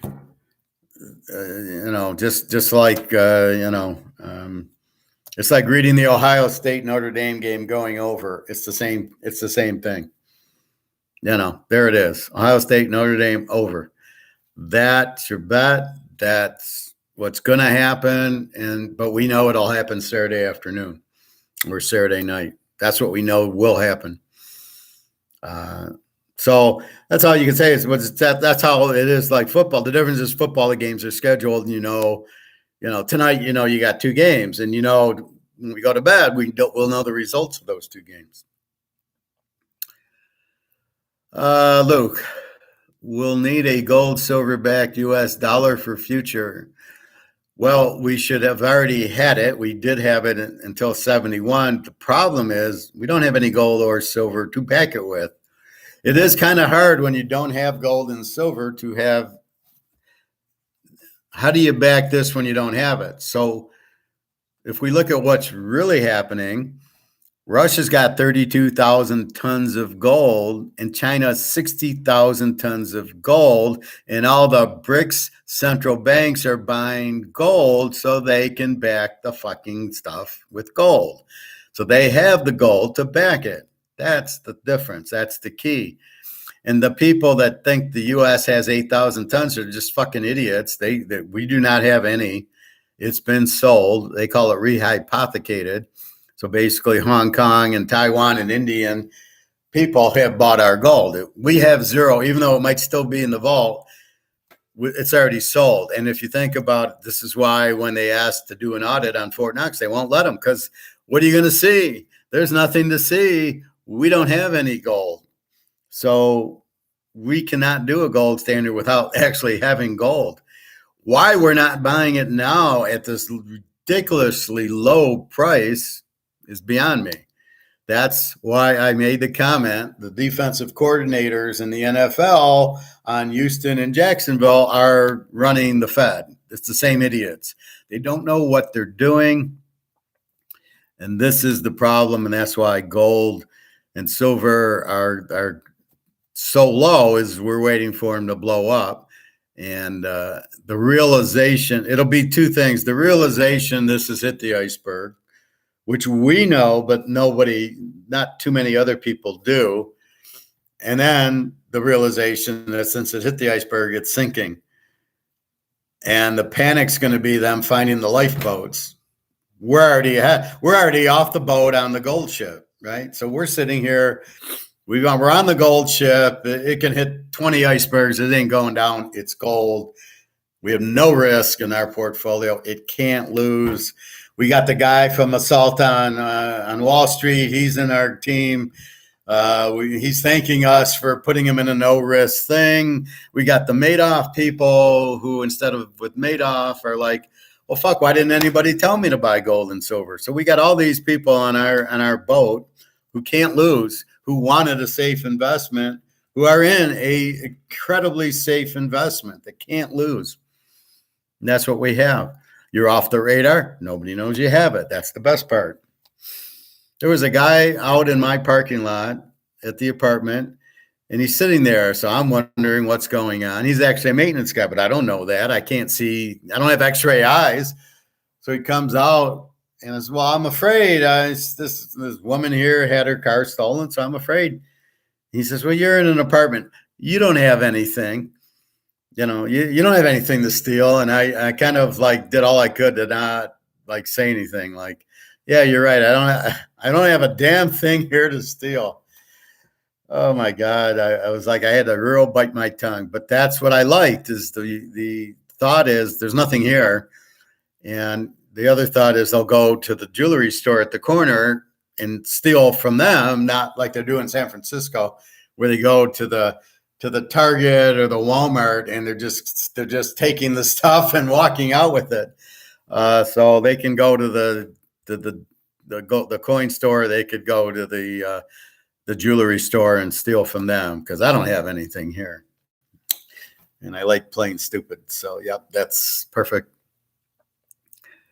But we're not going to get a gold silver backed dollar, Luke, without having gold and silver. This is our problem. How it got to this is just a bunch of fucking idiots. And all I can say is the BRICs will have the best dollar in the world. If you can ever get some. It'll be backed by gold. You'll have no risk in your portfolio. But that's basically where I'm at with that, is that you have no risk. So to ask how much is adequate, it's turn it around. How much dollars do you want to lose? Because that's going to zero. So how many dollars do you want to lose? If you got any type of money, it's put it in Rolex, put it in Mantle cards, put it in Brady cards, get it the fuck out, put it in silver and gold. Get it out of this. This is what you're going to lose. So it's really, how much of this do you want to lose? And so I'm bridging, 25 grand in that, and the rest gold, silver, and all the baseball cards I have. So that's what I'm looking at and what I'm doing. So yeah, I didn't think I'd get 600 ounces of silver at first. I had the 36 Highland Mints, the Mantle, the Bobby Orr, the Ken Griffey, the Barry Sanders, those Highland Mint two-tones, and they were all an ounce of silver. So I go, I got 37. I don't need any. And now I got 600, because if I'd go and I didn't want to spend a lot, I'd get 20 ounces of silver going. Well, let's see, it's 2,000 an ounce. So at 20, I got $40,000, and it just cost me 500. Yeah, I'll do that again. Yeah, Bobby, it's going to be a fun time watching gold and silver go up. Fun for us, but we're going to have to see a lot of people suffer, because when they realize their dollar's worthless, that's the problem. So that's why I do buy more for the girls. Right. I got to make sure. Now, Jenna has some. I got to give some to Daria, and I got to give some to Irina. So I know that, but I'm waiting till gold goes way up. And once it goes up, then here's an ounce that I paid $2,000. It's now worth 50. And that's my plan. But because, you're going to have to give some. So Luke, make sure you have a little extra for the wife and kids and the family, because what are you going to do? Just walk away from them? So you're going to have to help them out, because they're too stupid to listen to us, especially Bobby's family. Are you going to sell your gold or silver first? Are you asking which one I'm going to sell first, gold or silver? If that's your question, it depends what I need, because am I going to owe anything on my credit cards? I don't have a car payment. That I paid off. So will I owe anything on my card? If I don't owe anything on my credit card payments, so you got to keep in mind, both your assets and your liabilities should go to zero. So everything you owe on your mortgage and everything you owe on your credit card should go to zero. However, all your assets in the bank are going to zero too.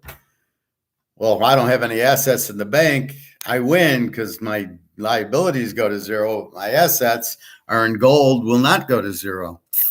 Or my Mantle card or my Brady card, they won't go to zero. So that's really where you're at. Now, does that happen?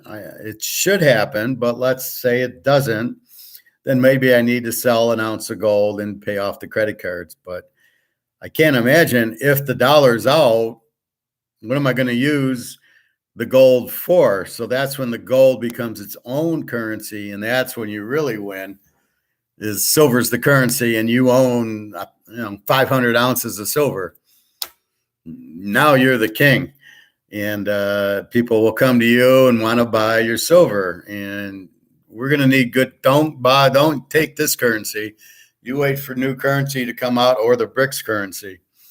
That's what you're going to sell it for. So don't get taken by getting, somebody says, well, I'll give you $1,000 for your ounce of silver. And you're going to go, that ain't worth anything. I want value for my ounce of silver. And that's like the idiot at the bank at Fifth Third. I went in to take money out because I wanted to buy more gold. And the guy's trying to sell me an annuity at 9%. I says, but I don't want to be in dollars. The dollars are going to zero. I don't want any instrument that I'm in dollars in. I want to be out of dollars. That's why I'm buying the gold. He couldn't understand it. I go, well, you're a Keynesian, so it doesn't surprise me. And that's what you look at. But that's what you want to do, is get the fuck out. But when you have the gold, then you got to be smart, and you got to go, okay, this is worth a fortune, but I'm not going to, I might buy a house or a car with it, but I'm not going to, I don't want this. Right. So it's very simple. You got an ounce of silver, it's worth, let's say it's $1,000. I don't want this. And when this goes out, it won't be worth $1,000, because the dollar won't have a value. So they need a new currency to value it at, but you got to be smart and realize, if it's just printed and it's not backed by gold and silver, it's worthless. Why would I give gold or silver for worthless money? which is what the Russians and the Saudis are doing now with their oil. I don't want to get this with my oil. I want, because my oil is worth a hell of a lot more than this. I don't want this.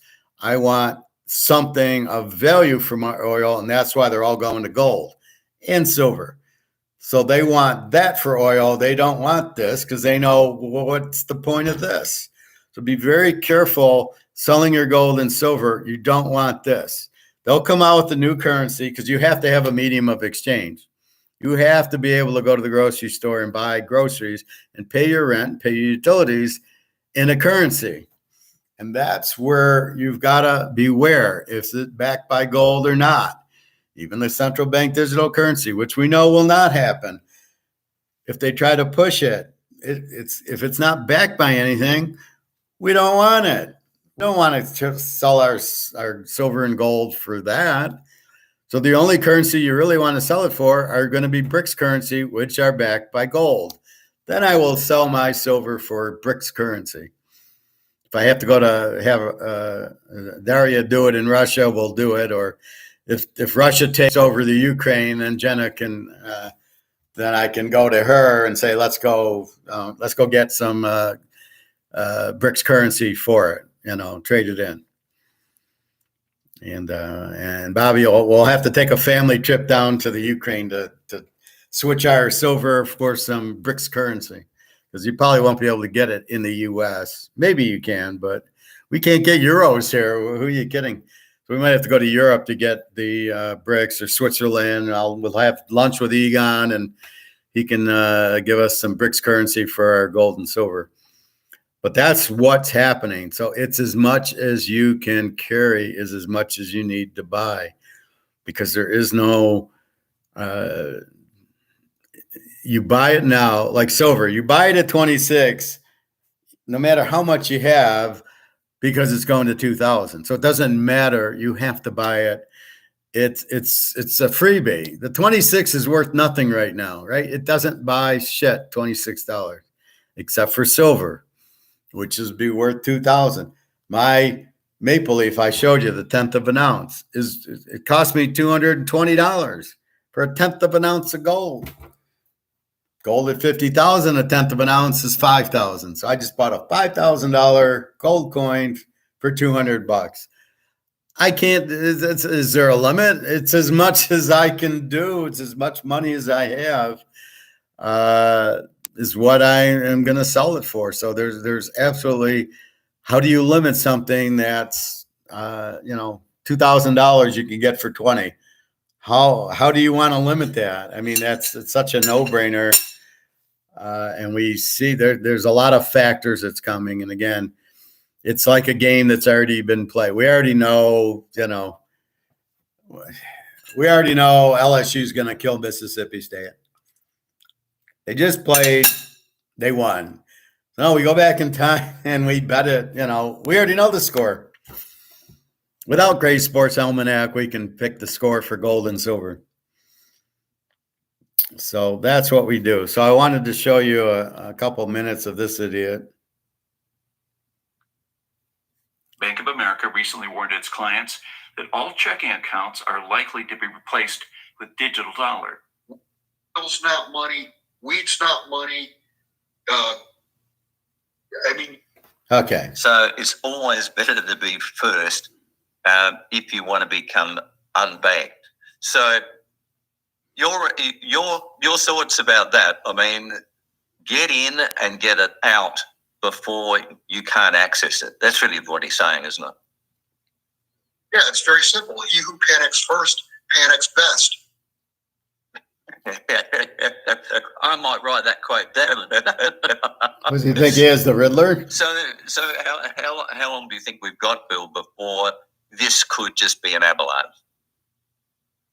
Well, there's no way to tell. I just put an article out a week and a half ago. If you look pretty much everywhere you look, the pot is boiling. Whether it's and this doesn't obviously involve the rest of the world, although from a confidence standpoint it does. If you look at politics in the U.S., if you look at geopolitics, if you look at finance all over the world, if you look at societal issues, if you look at the rule of law, everything seems to be breaking down all at the same time. Can I tell you what or which of the 100 or more potential boiling points it will be? I can't tell you. If you ask me time-wise, I can't tell you. But I can tell you that everything seems to be boiling at the same time, and it's only going to take one event to blow the lid off of everything else. So the important thing to understand is you need to be prepared, because when this happens, it's only going to take 72 hours for your entire world to change. And either you're in place or you're out of place. And if you're out of place, you will not have the ability to get in place. Yeah. So what he means by that is if you haven't bought your gold and silver before, you're not going to be able to get it after, because it's either going to be gone or the price so high. Like I said, the $10,000 gold. See, I say it's simply. I don't know why it's like he doesn't know what he's talking about, but that's what he means. So the gold is the 2,000 ounce goes to 20. Are you going to be able to afford it? No, that's what he means. If you're out of place, you can't buy it for 10 grand, but if you bought it, then you're fine. All right, one more little. Be made very quickly.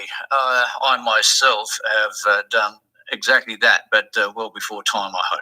And I don't care. I think we're talking about age right at the beginning of that, Bill. And when you reach your late 60s and early 70s, I think you want to have, as you and Jim said, how much do you invest? Whatever you can't afford to lose. Nobody can afford to lose their asset base at the age of 65, 70, 75. No. Yeah. Yep. I feel as though, bro, we're on the edge of the cliff. And it won't take much to knock you over the side. Yeah. You just mentioned asset base, and it's important to understand that because the world today is based on credit, and all currencies are based on credit, the world no longer has a foundation that's real.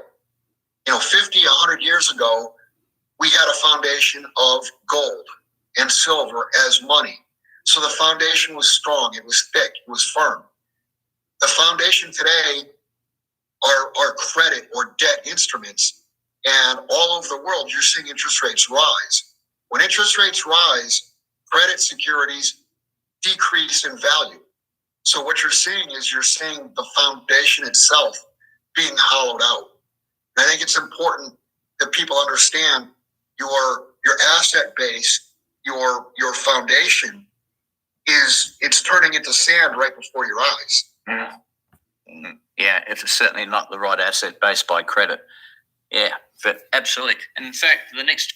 So he doesn't even understand that. It's not credit currency. It's just not backed by anything. It's all paper. So what you've got to realize is, not as good as Jesse.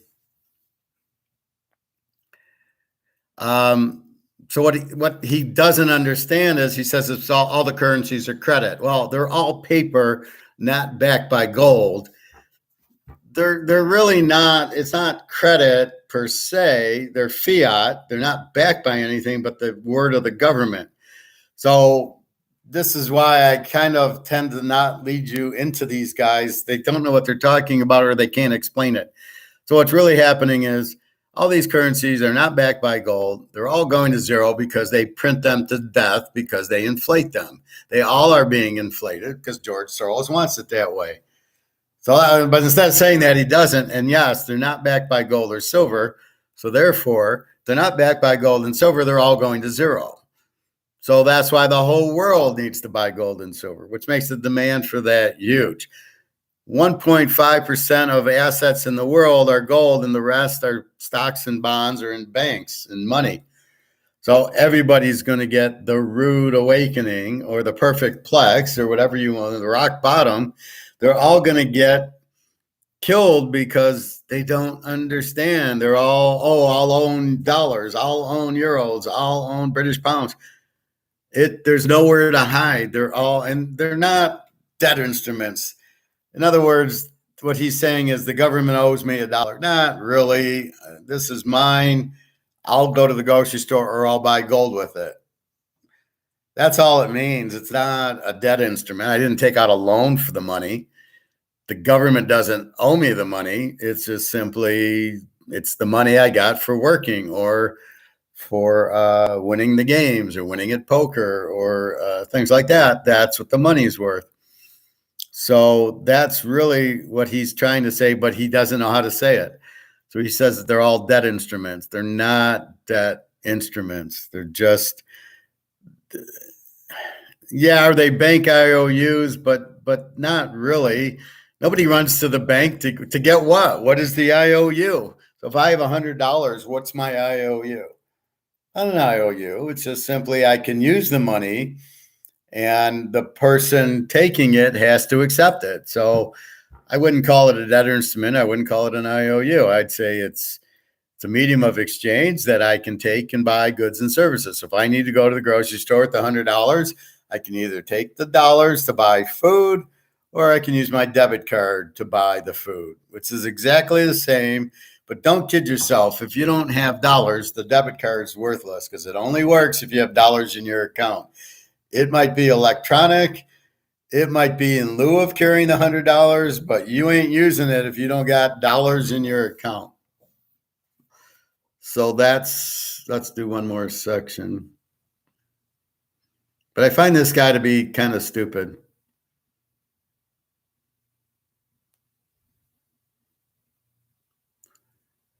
All right, let's try this spot.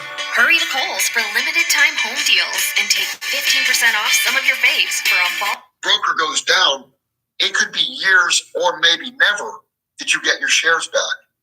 I mean, you want to exit insurance contracts. You want to exit having money in the bank. In the U.S., if you put money into the bank, it's not a deposit. What it is it's no longer your money. It's the bank's money. And if they fail, if the bank fails, I mean, written in law within the FDIC, they're not going to do bailouts. They can't possibly mathematically do bailouts. They will do bail-ins, and that is the law now, is that they're going to do bail-ins. And what that means is they're going to take part or all of your money to save their own asses. With gold and silver, if you have gold and silver in hand or in a private non-bank vault that's out of the system can go down and you still have wealth. You will have wealth when the system starts to come back up. And those that own gold and those that own silver, on the backside of what's coming, I guess the best way to describe it is those that own gold and silver will become mini banks themselves, because that's going to be the collateral for whatever type of new currency ultimately comes about after everything collapses. And when I say ultimately, they definitely are going to try to come out with central bank digital currencies, and I believe those are going to fail because they're no different at all from fiat currencies, with the exception of everything that you do can be tracked. But there will not be confidence. I mean, if the U.S. goes from a dollar, the dollar the way it is now, to a digital dollar, what has changed? Has the financial position of the U.S. Treasury changed? No. By the time we get the central bank digital currency, the Treasury will be even in worse shape. So they're definitely going to come out with a CBDC, but there will be some type of new currency on the backside. And any new currency is going to have confidence behind it. And the only way to build confidence is to back it with some type of real asset. And the best real asset to back a currency with is gold and silver, because they are money. Oil's not money. Wheat's not money. I mean, you could go down a list of commodities. They're not money. Gold and silver are the definition of money. So that's just links it all together. he's okay, but he can't explain it. I mean, he's, whipping around, but just get to the point. He's a broker. He's a salesman. He's not an economist. So what he'll say takes me 5 words to say what he just said for 5 minutes. He does have that concept right, that the money's worthless and you want gold and silver. Yeah, I'd rather have Jesse Ventura telling us. That would be better. But yeah, so this is what this guy, he's on our team to a point, but he has a hard time of explaining it, and he really doesn't know economics. So that's why I shy away from, like, this was a half hour on the Australian guys, Luke and Gibby or whoever was in the wrestling one. But yeah, that's the whole key about it, is that it's the right idea, but he misses the concept of inflation. He doesn't really understand what it is, which is what's causing this whole mess. Is why are they printing it to zero? Just because you have fiat currencies, if you don't print it to zero, I mean, it's been around for 50 years. There's no reason it can't stay. But what's happening is, between these idiots printing it to death because they want to make money, and the debt, that's what's killing everything, not the fact that it's fiat money or an IOU or anything. That's got nothing to do with it. It's because you printed it to zero. That's why the dollar collapses, not because of it's an IOU or a fiat currency. That's what he doesn't get. So nobody really gets the inflation but us, because you print it to zero. And when you have a big debt, you've got to pay for the debt because you owe it to China and you owe it to the UK and Switzerland. They're the ones buying your debt. So you got to pay them back. Well, you don't have the money for that because it's too high. So therefore, you're got to print money with, well, if you're going to keep printing money, it's going to go to zero. And that's why I don't like the guy on Mark McGuire's show, because he's a fucking idiot. That guy should be shot. He was clearly a Bitcoin guy. And the problem I have with Mark McGuire is, why are you bringing that guy onto your show, which is a gold show? That'd be like me bringing on a Keynesian Bitcoin guy here. Maybe the General Chow could answer that question, but we don't want to hear that. I don't even want to hear anything about Keynesians. I don't want to hear anything about communism. So I don't even want to hear it. I just leave me alone. I want gold people and Austrian economists who we're all speaking the same language, and it's very frustrating. But I think Bill Holler's okay, but I'm not going to. I don't listen to him because I don't learn anything from him. He doesn't understand what inflation is. So yes, he gets the dollars going, but he doesn't know why. He doesn't get it's being printed to death. That's what most of these idiots don't get, which is why it's hard for me to listen to them, except for Egon and Alligator. It's very hard. Now, Mark McGuire, but then he brings on these stupid guests. It blows my mind.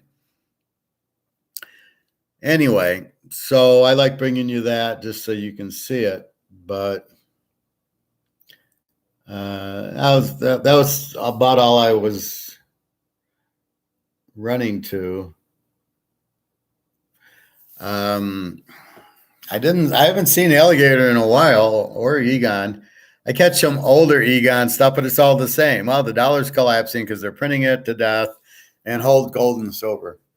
So next time I go to Switzerland, I got to find Matterhorn and have lunch with Egon, and we can eat whatever. We can have Swiss Miss and chocolate bars or whatever they got there. That'd be hysterical.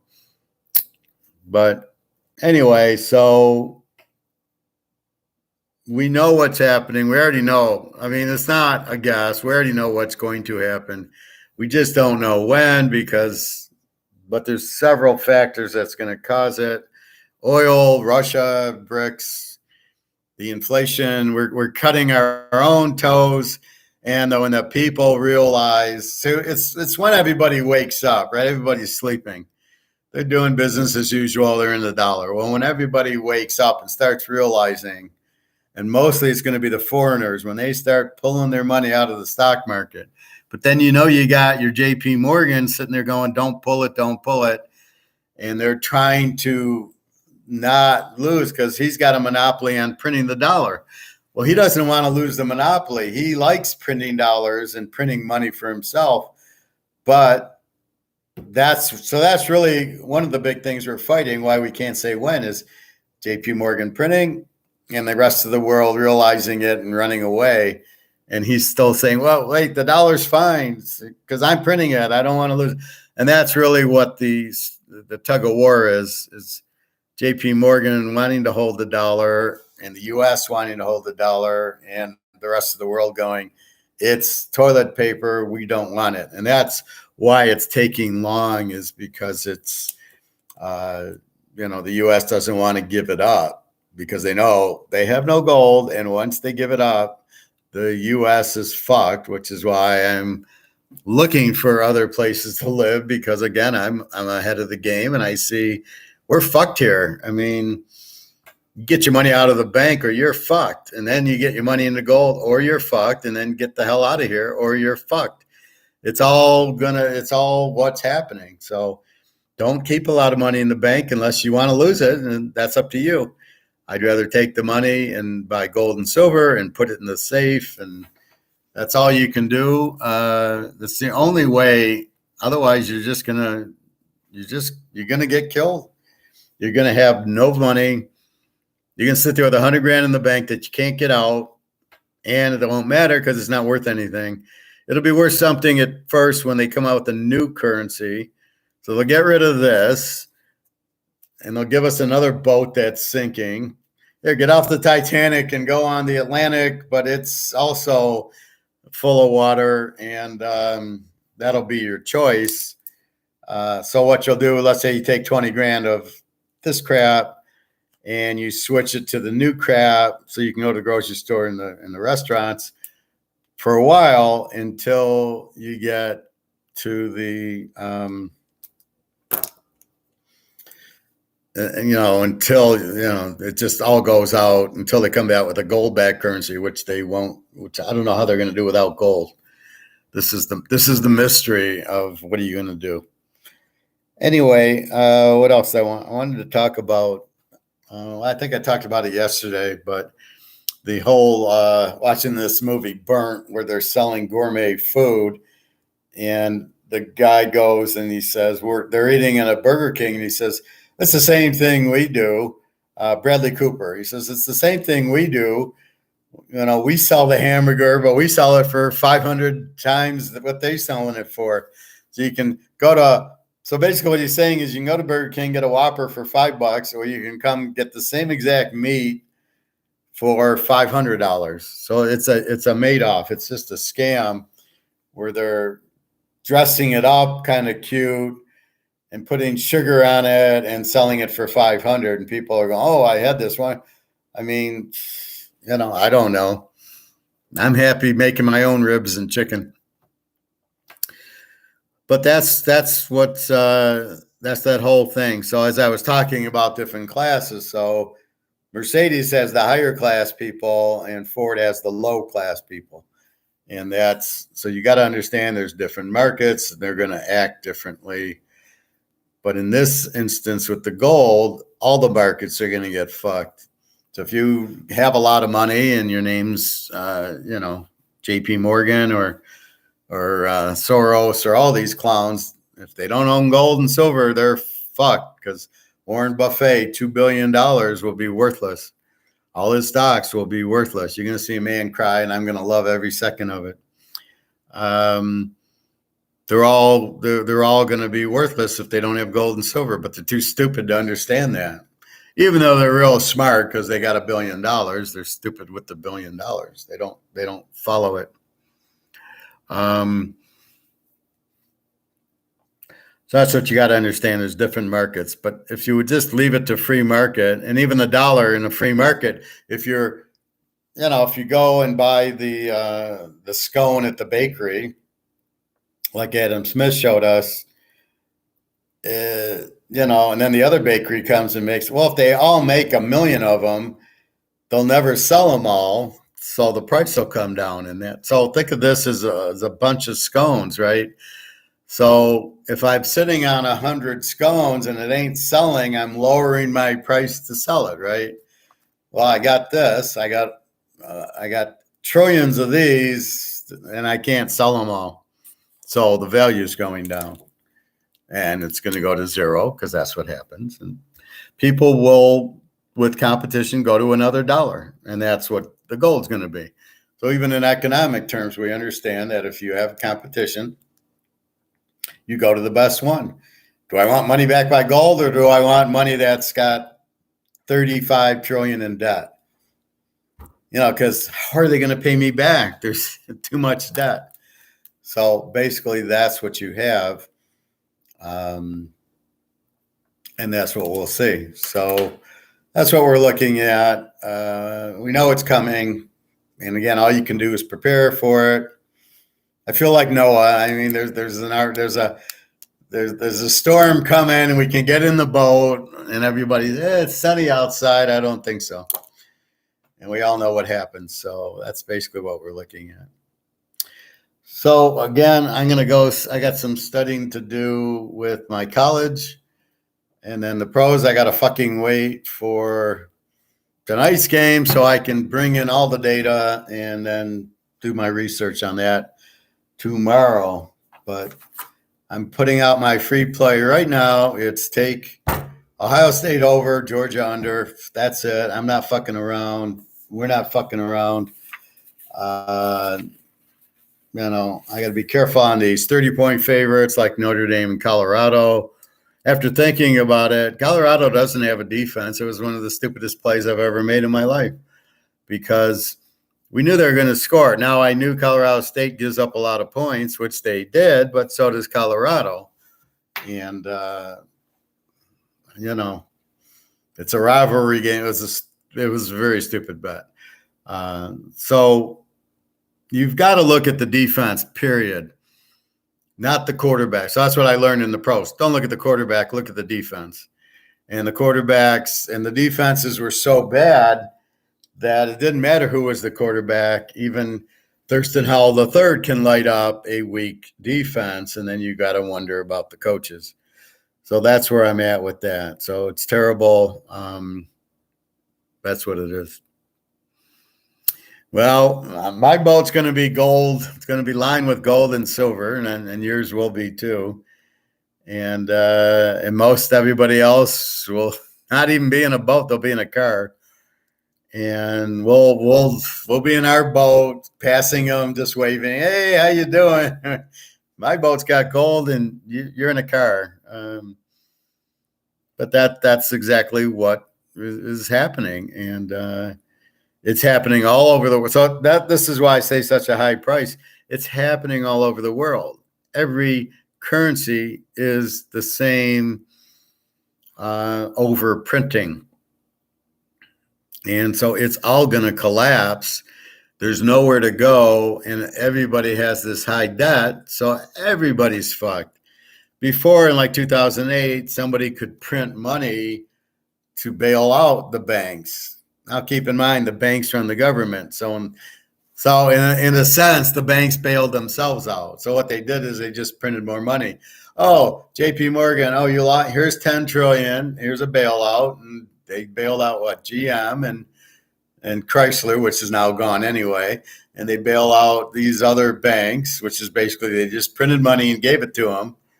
But that was the whole point. It was a risk that they were willing to take because there was no risk. Well, if we do this and then it blows up, we'll just get reimbursed anyway. It's like getting reimbursed for the football bets, right? Okay, we lost with Notre Dame and Colorado. Well, we'll just get paid back for them. That's what the banks are, and that's what the government is. It's just, you lost. Well, here you go. Here's your money back. And that's the serious, crazy problem with it. They control the government. So I love the guy on Mark McGuire's show when he's saying, Like nobody knows that it's the euro dollar, which I have no idea what this guy's talking about, and he's saying that the banks are running everything like it's a surprise, right? Yeah. JP Morgan runs and owns the Federal Reserve of the US. It's not a secret. I've known this since the 90s. Hello. I mean, why are you telling it like nobody knows? So it's just really stupid. The nerve on these guys to think that they know something that really is irrelevant. Anyway, so that's the bottom line. So football, we'll figure it out. We figured it out last year. We'll figure it out this year. And off we go. We got the right concepts in place. So when you got the right, like the concept is to buy gold and silver, not the dollar. All right. Football, it's the defense and the quarterback. So we've got that. Like Utah, if Rising plays, it's an over. We can take Utah. But if he's out, then we got to play them as an under. And then UCLA, maybe we take the points. But it's going to be a tough game. But that's what we look at. And then we take the data from the pros, and then we've got to process it and understand the data, which I'm very good at. And then we can learn and go from there and realize, well, when the Giants and Arizona play these teams, they're going to get their ass kicked because their defense absolutely sucks. And that's so when KC plays Denver, we expect KC to score more than 19 because Denver can't stop the win. So we expect KC to be putting up 50 points. So now maybe we get our revenge by playing those games over. Right. So what we think our unders are really not. They're terrible defenses. So we will go from there. So everybody makes errors. Everybody loses certain things. Like only Madoff could go 100%. Right. So if he was a handicapper, Madoff would now make the bets for yesterday's games. Oh, I had the Niners, and I had Washington, and I had the Giants. That's what Madoff would do. But unfortunately, we're not Ponzi schemers. So we lost. We can learn from it. We can make better picks, and then we won. We won the week before. So that's just the way it goes. The key is learning from your mistakes, right? You get married, you get to divorce. What did you learn, right? That's the whole key to it, is learn from the mistakes, and then you don't make the same mistake twice. So I don't believe I'll make the same mistakes twice. I don't want to make it one. I felt terrible. And I felt more terrible for the customers and the pre-picks here than I do for myself. As bad as I lost, I feel bad that I gave a pick out that lost. Really pisses me off. So anyway, so tomorrow I should be on more normal. Get to the pool by 10, be on by noonish, 11:30, somewhere like that. Anyway, have a good day, everybody. www.teaserking.com. Any other questions, comments? Bobby, you taking LSU again this week? Do you just bet them no matter what, even against the pros? So I don't know. I don't get 2 Monday night games now. Way over saturation. Surprised there's not a Tuesday game and a Friday game. Or why don't they just have one every day of the week like baseball? It'd be so stupid. That was the beauty of football. It was Sunday. You get up for Sunday. You got jacked up for it. And then in the 70s, they came out with Monday Night Football. But that was special because you didn't have ESPN, so you didn't see the highlights. So Monday Night Football at halftime, you'd see the highlights and you'd see all these other teams, which made it exciting. But that's now it's too much.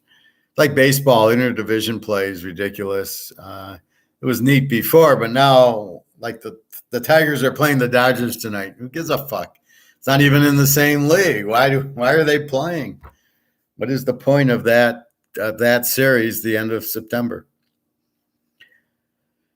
All right, so I'm not going to Hungary the end of the month. the girl said it's not a good time, maybe October. And then she brought up family things, and now I'm beginning to doubt that. I haven't met her. I'm beginning to doubt there's family things. I'm beginning to doubt she's serious.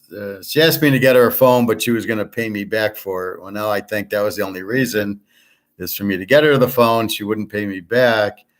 But you got to buy an unlocked phone to give it to people in Europe. They can't use the US phone. In Europe, it's different chips, and you can only do that with an unlocked phone. You can't use a locked phone. And that's the part they don't understand. Well, I don't know where to get an unlocked phone. Myers or Walmart doesn't have unlocked phones. So I gave her eBay and said, use that. So now she's like not as friendly and not as, oh, I can't make it, maybe October. And I'm like, forget it. I'm meeting Jenna in October. Her I know, her I'll meet, and off you go. So we will see. Daria wants to wait till the end of the war. And I go, the war's going to go on for years. We got to meet before then. So she says, I don't know what to do. And I said, well, we can meet sooner, but I don't know. I don't know how hard it is to leave St. Pete right now to go to Turkey. Who's Ken? No, not Kenzie. Kenzie I deleted. I sent she doesn't she's such a bad scammer. Well, whoever it is. So she said she's on vacation in Redford. Redford's a shithole of a city here. She says, well, it's near where you live. Well, not really. I didn't give her the real address, but it's not some place somebody would go on. It's like going to Detroit. You wouldn't go to Detroit to vacation. You would go to Troy or one of the nice cities around the area, but you would never vacation in Detroit. It's all slums, and besides, unless you stay at the MGM casino. But she's in Redford, and then I'm like, nobody vacations there. What are you fucking kidding me? And so that's why I know it's a scam, because you would never, who would vacation there? So she's trying to make it sound like I'm here. You just give some money to the boss, and I can't give a picture. I'll tell you what, well, let's meet, and I'll give you the money then. Well, I can't do that. You've got to pay him. I'm going, this is like the stupidest scam I've ever heard. So, guys, if the girl won't give you a picture and a phone call, forget about it. Even the girl in Hungary gave me a phone call and a picture. But I says, I can't go to Hungary to meet you for 5 hours. I mean, if I'm going to go to Hungary, it's going to be like when I meet Jenna. I'm going for a week vacation, and I can meet you. But then I expect you to spend some time with me, not an hour here and an hour there. And that's where it breaks down, because you can't go visit a girl for a few hours in another country without some sort of, you're not going to fly to Hungary for a day. And that's ridiculous. So I think she's just bullshitting me. That's okay. That's why I have the other girl, so I can just kind of have fun and play around. Well, it doesn't have to end, Bobby. You got anything else? What do you want to bring to the class?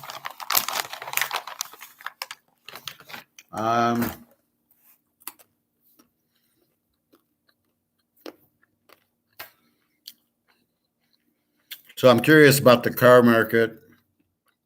They can't make the sale. The interest rates are too high. The housing market, it's all going to collapse. It's funny, I'm looking for work. Whenever I see a car company, I just ignore it, because they won't be around long enough for me to work there. Like if Harley could only keep me for 4 months, the GM and Ford won't even be able to keep me that long.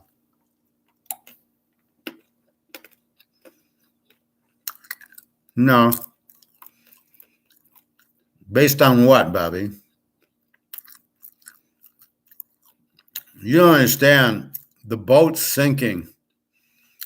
So it's like asking, well, will the Titanic, like, after it sinks, will it come back to the surface, is what you're asking.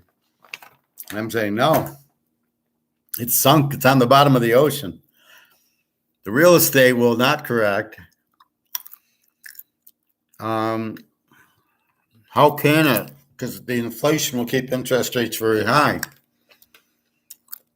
So if you're trying to buy, you'll be able to buy real cheap, and you'll use your gold.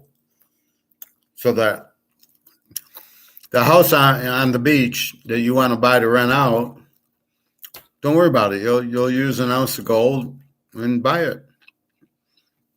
That's what your plan is. Problem is, the people coming to rent it will they be coming, and how are they going to pay you? And that's really the problem that you really have to understand. So, no, I don't see the real estate. It'll go broke. Basically, when the Europeans start or the Asians start selling, it's going to, once they start selling,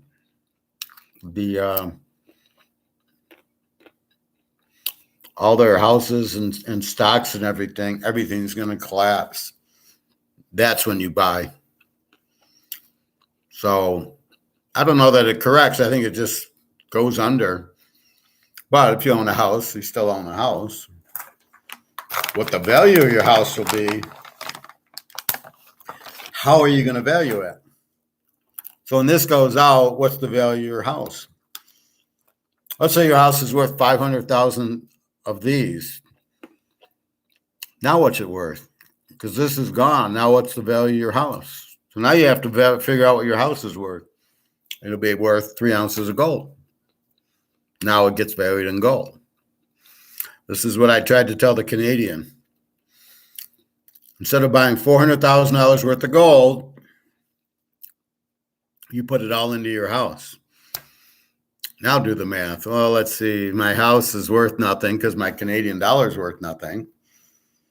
Or I could have had all this gold, which would have went up 1,000 times, and I would have been fine. That's why he's not allowed to talk in class anymore. He wasn't a good boy. So you got to carry it out. That's why the more gold and silver you have, the more you can buy, because eventually this will be out. So you won't be able to use this to buy anything or price things. Remember, the assets go to zero too. So you're holding a house. What's the value of it? Don't know. Because it's priced in dollars. So now we need so basically what you're introducing is a whole new market, right? Say's Law, Adam Smith, here's the market. The market for this house is, well, we need a medium of exchange to value it. So let's say it's gold and silver. How many ounces of gold is going to buy your house? 3. Okay. That's how you're going to reset the markets, is going to be with gold and silver, or the BRICs currency backed by gold and silver. The BRICs currency will then say, okay, it's worth 100 BRICs gold backed dollars will buy the house. So this is why it's going to be a pain in the ass to reprice everything. How much is chocolate milk going to be? What's General Chow going to be? Because it ain't going to be priced in this. Now what's it priced in? So at first they'll come out with a new one of these. But let's go to Venezuela, and how much is their milk? Their inflation's like 1 trillion%. I don't even know how it can be. So they've come out with a new currency and a new currency. I think they're on their 8th currency. They keep coming out with new currencies, and they'll say, okay, now milk is 20 of these new dollars, until they go to shit because they don't back any of their money by gold.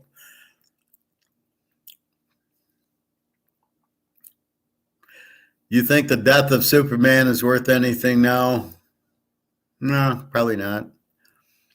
I mean, the older ones are, because you can't find them, but the death of Superman, I remember buying that one, and I don't see where it's worth too much, but maybe. I saw a comic book store a few doors down from the coin store that I go to. Well, why didn't you go in and ask? Or go on eBay. It's the coin store Chinese, then comic book store all next to each other. Oh, well, there you can go. You can walk and buy your gold, get your Chinese, and go look at the comic books. And I assume baseball cards. I can first sell the comic book, then load up on medals and grab the. Well, there you go. You've got it. You found the perfect segue. So, yes, that's what you should do. I mean, comic books, only the rare ones, because anything you bought in the 40s, 50s, and even 60s are rare because they can't be reproduced. But it's people who had them who want them back, forces the demand, or a Mantle card that everybody wants, or Willie Mays, or Bob Gibson, Sandy Koufax. People like those were their heroes, so they want to get a piece of their childhood back. People like being young, so they always liked that. They always liked the childhood thoughts of their thoughts of happy memories. So that's what makes those valuable. That the Superman, I don't know, but the first Superman, I could say if it's in good condition, is probably worth $1 million. Any old stuff is probably worth a lot of money. If it's worth it at $20, I can get an ounce of silver. Well, there you go. Or it could be worth $1 and get me an egg roll. Well, you got it all figured out, Bobby. And so the question is, well, what do I do with the silver? How do I buy Chinese with the silver? You don't. You buy it for whatever the new currency is. That's what you're going to buy. That's how you use your gold and silver. You buy it for the new currency. The CBDCs, it's like a joke. It's like, well, they can track you. They're tracking us now, please. Every debit or credit card I make, they know what I bought. Please. Outside of that, so it's not a big secret. They listen to your phone calls. They're probably listening to class. I mean, there's not a whole, but they don't really care. They don't, unless you're,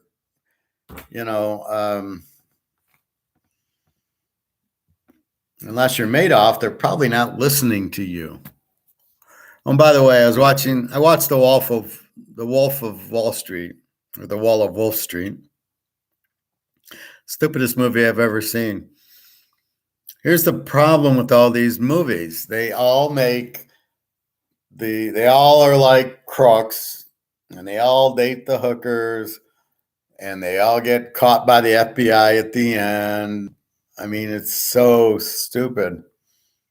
Every movie, it's the same like storyline, and they all are nothing, and then they get rich, and but it's illegal, and then here's the FBI, and then they go to jail. So they're trying to really stop you from doing that. So they say if you do anything wrong, you're going to go to jail. But that's not true, but it sounds good. So it's the movie is trying to be a deterrent. Madoff, what do you get? He got away with it for 40 years. But it shows you that he wasn't smart because he didn't see the market crash of 2008 coming. If he did, he would have just taken his money, bought gold with it, and just put it in a bank instead of just forwarding it on to his thing and then just kind of hidden away somewhere. It was always strange that he went back to New York. He didn't just stay in the south of France on his boat and just hide there. Like, fuck, I wouldn't have come back to New York. Like, what would be the point of that? That's the point. That's the beauty of Europe. You just blend in. Nobody knows you. But it's all the same movie. They're poor. They get rich. They don't know what the fuck they're doing. They're just salesmen. They're not economists, so they can't read everything. See, that's the beauty of me. I can see based on A, B is going to happen, right? You're printing money. It's inflation, buy gold, right? So I can see the first thing. Nobody else can see the first thing. Nobody else can see, well, Egon and Alligator, but most of these idiots do not see that the printing of the money is the inflation. They don't know that. They think it's prices, and then they don't realize that when that happens, you buy gold. So I'm very good at that. And it just amazes me how stupid most people are. They can't go from A to B to C. But that's how you must think. If I do this, then this is happening. If I do that, if I cheat on my wife, they'll probably want a divorce. So do I want to do that? Like I said, if I eat the chocolate cake, I'm going to get fat and sick. Do I want to, is it worth it? And that's, just reading the play, reading what's going to happen. I got to talk to Daria and say, I don't want to wait till the war is over. By then I might be dead. Let's meet now in Turkey. So I keep trying to meet her in Turkey because she can get the turkey from Russia and I can get the turkey from here. I can't go to Russia. She can't come here. So I'm like, let's meet in Turkey. So she said, well, we'll wait till the war's over. I'm like, she doesn't get it. It might not, it's going to be, it should have been over already, but let's, wait there. But we'll see. Anyway. So we got some football again. I like the unders tonight, but the way they work during the week, who the fuck knows? I'm beginning to think they are scripted out, and they'll both be in the 70s tonight. But we'll see.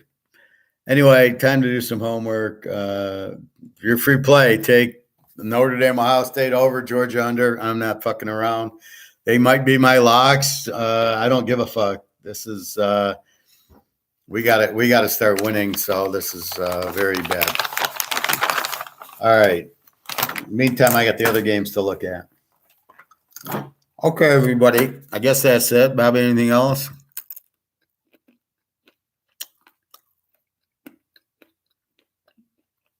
That's right, Bobby. You get your egg roll. You eat your egg roll, Bobby. I ate my general shell. I'll have my last hamburger omelet, and then I got to figure out what to eat the rest of the week. That's the thing with the general chow. I get all this chicken, so I don't want to make more chicken, and I just want some meat. Maybe I'll cook a roast. That'd be a good thing to eat the rest of the week. Well, I had hamburger. That's the problem. Anyway, have a nice day. Bad week in football, but all we can do is just move on, move forward, learn from it, and try to find some good picks this week. And if we can't find many, don't force it. Just wait until the good picks come. Maybe they come next week. So like I said, those two are good. We're waiting to see if Rising plays. I think Miami plays. We can bet Van Dyke, the Army, Syracuse. So we'll find our games. I'm never worried about that. There's a lot of games this week. It's a two-sheeter. I was showing you last week or 2 weeks ago. It didn't even fill up the thing, and this week it's like it's a page and a half. I got this sheet filled, and then I got 10 games there. It's insane how many games there are. And then it's how skewed it is with these Division II games where they win 62-0, but if they play Duke, they'd lose. So it gets it very difficult to get to the real stats. And every team plays them, so it's like I'd have to go through every game, every team, and delete the 63-0 one. So that's also the other problem. So I just have to eyeball that and kind of look at it and go, okay, that game doesn't count. What are they doing with the 3 games? Which is what I tried to do with Central Michigan. I said, against Michigan State, they lost 35-7, and we saw how bad Michigan State was. But against New Hampshire, it was 45-42. And that rang the bell that, and Notre Dame only scored 41, New Hampshire 42 on them. That's what's hard to take.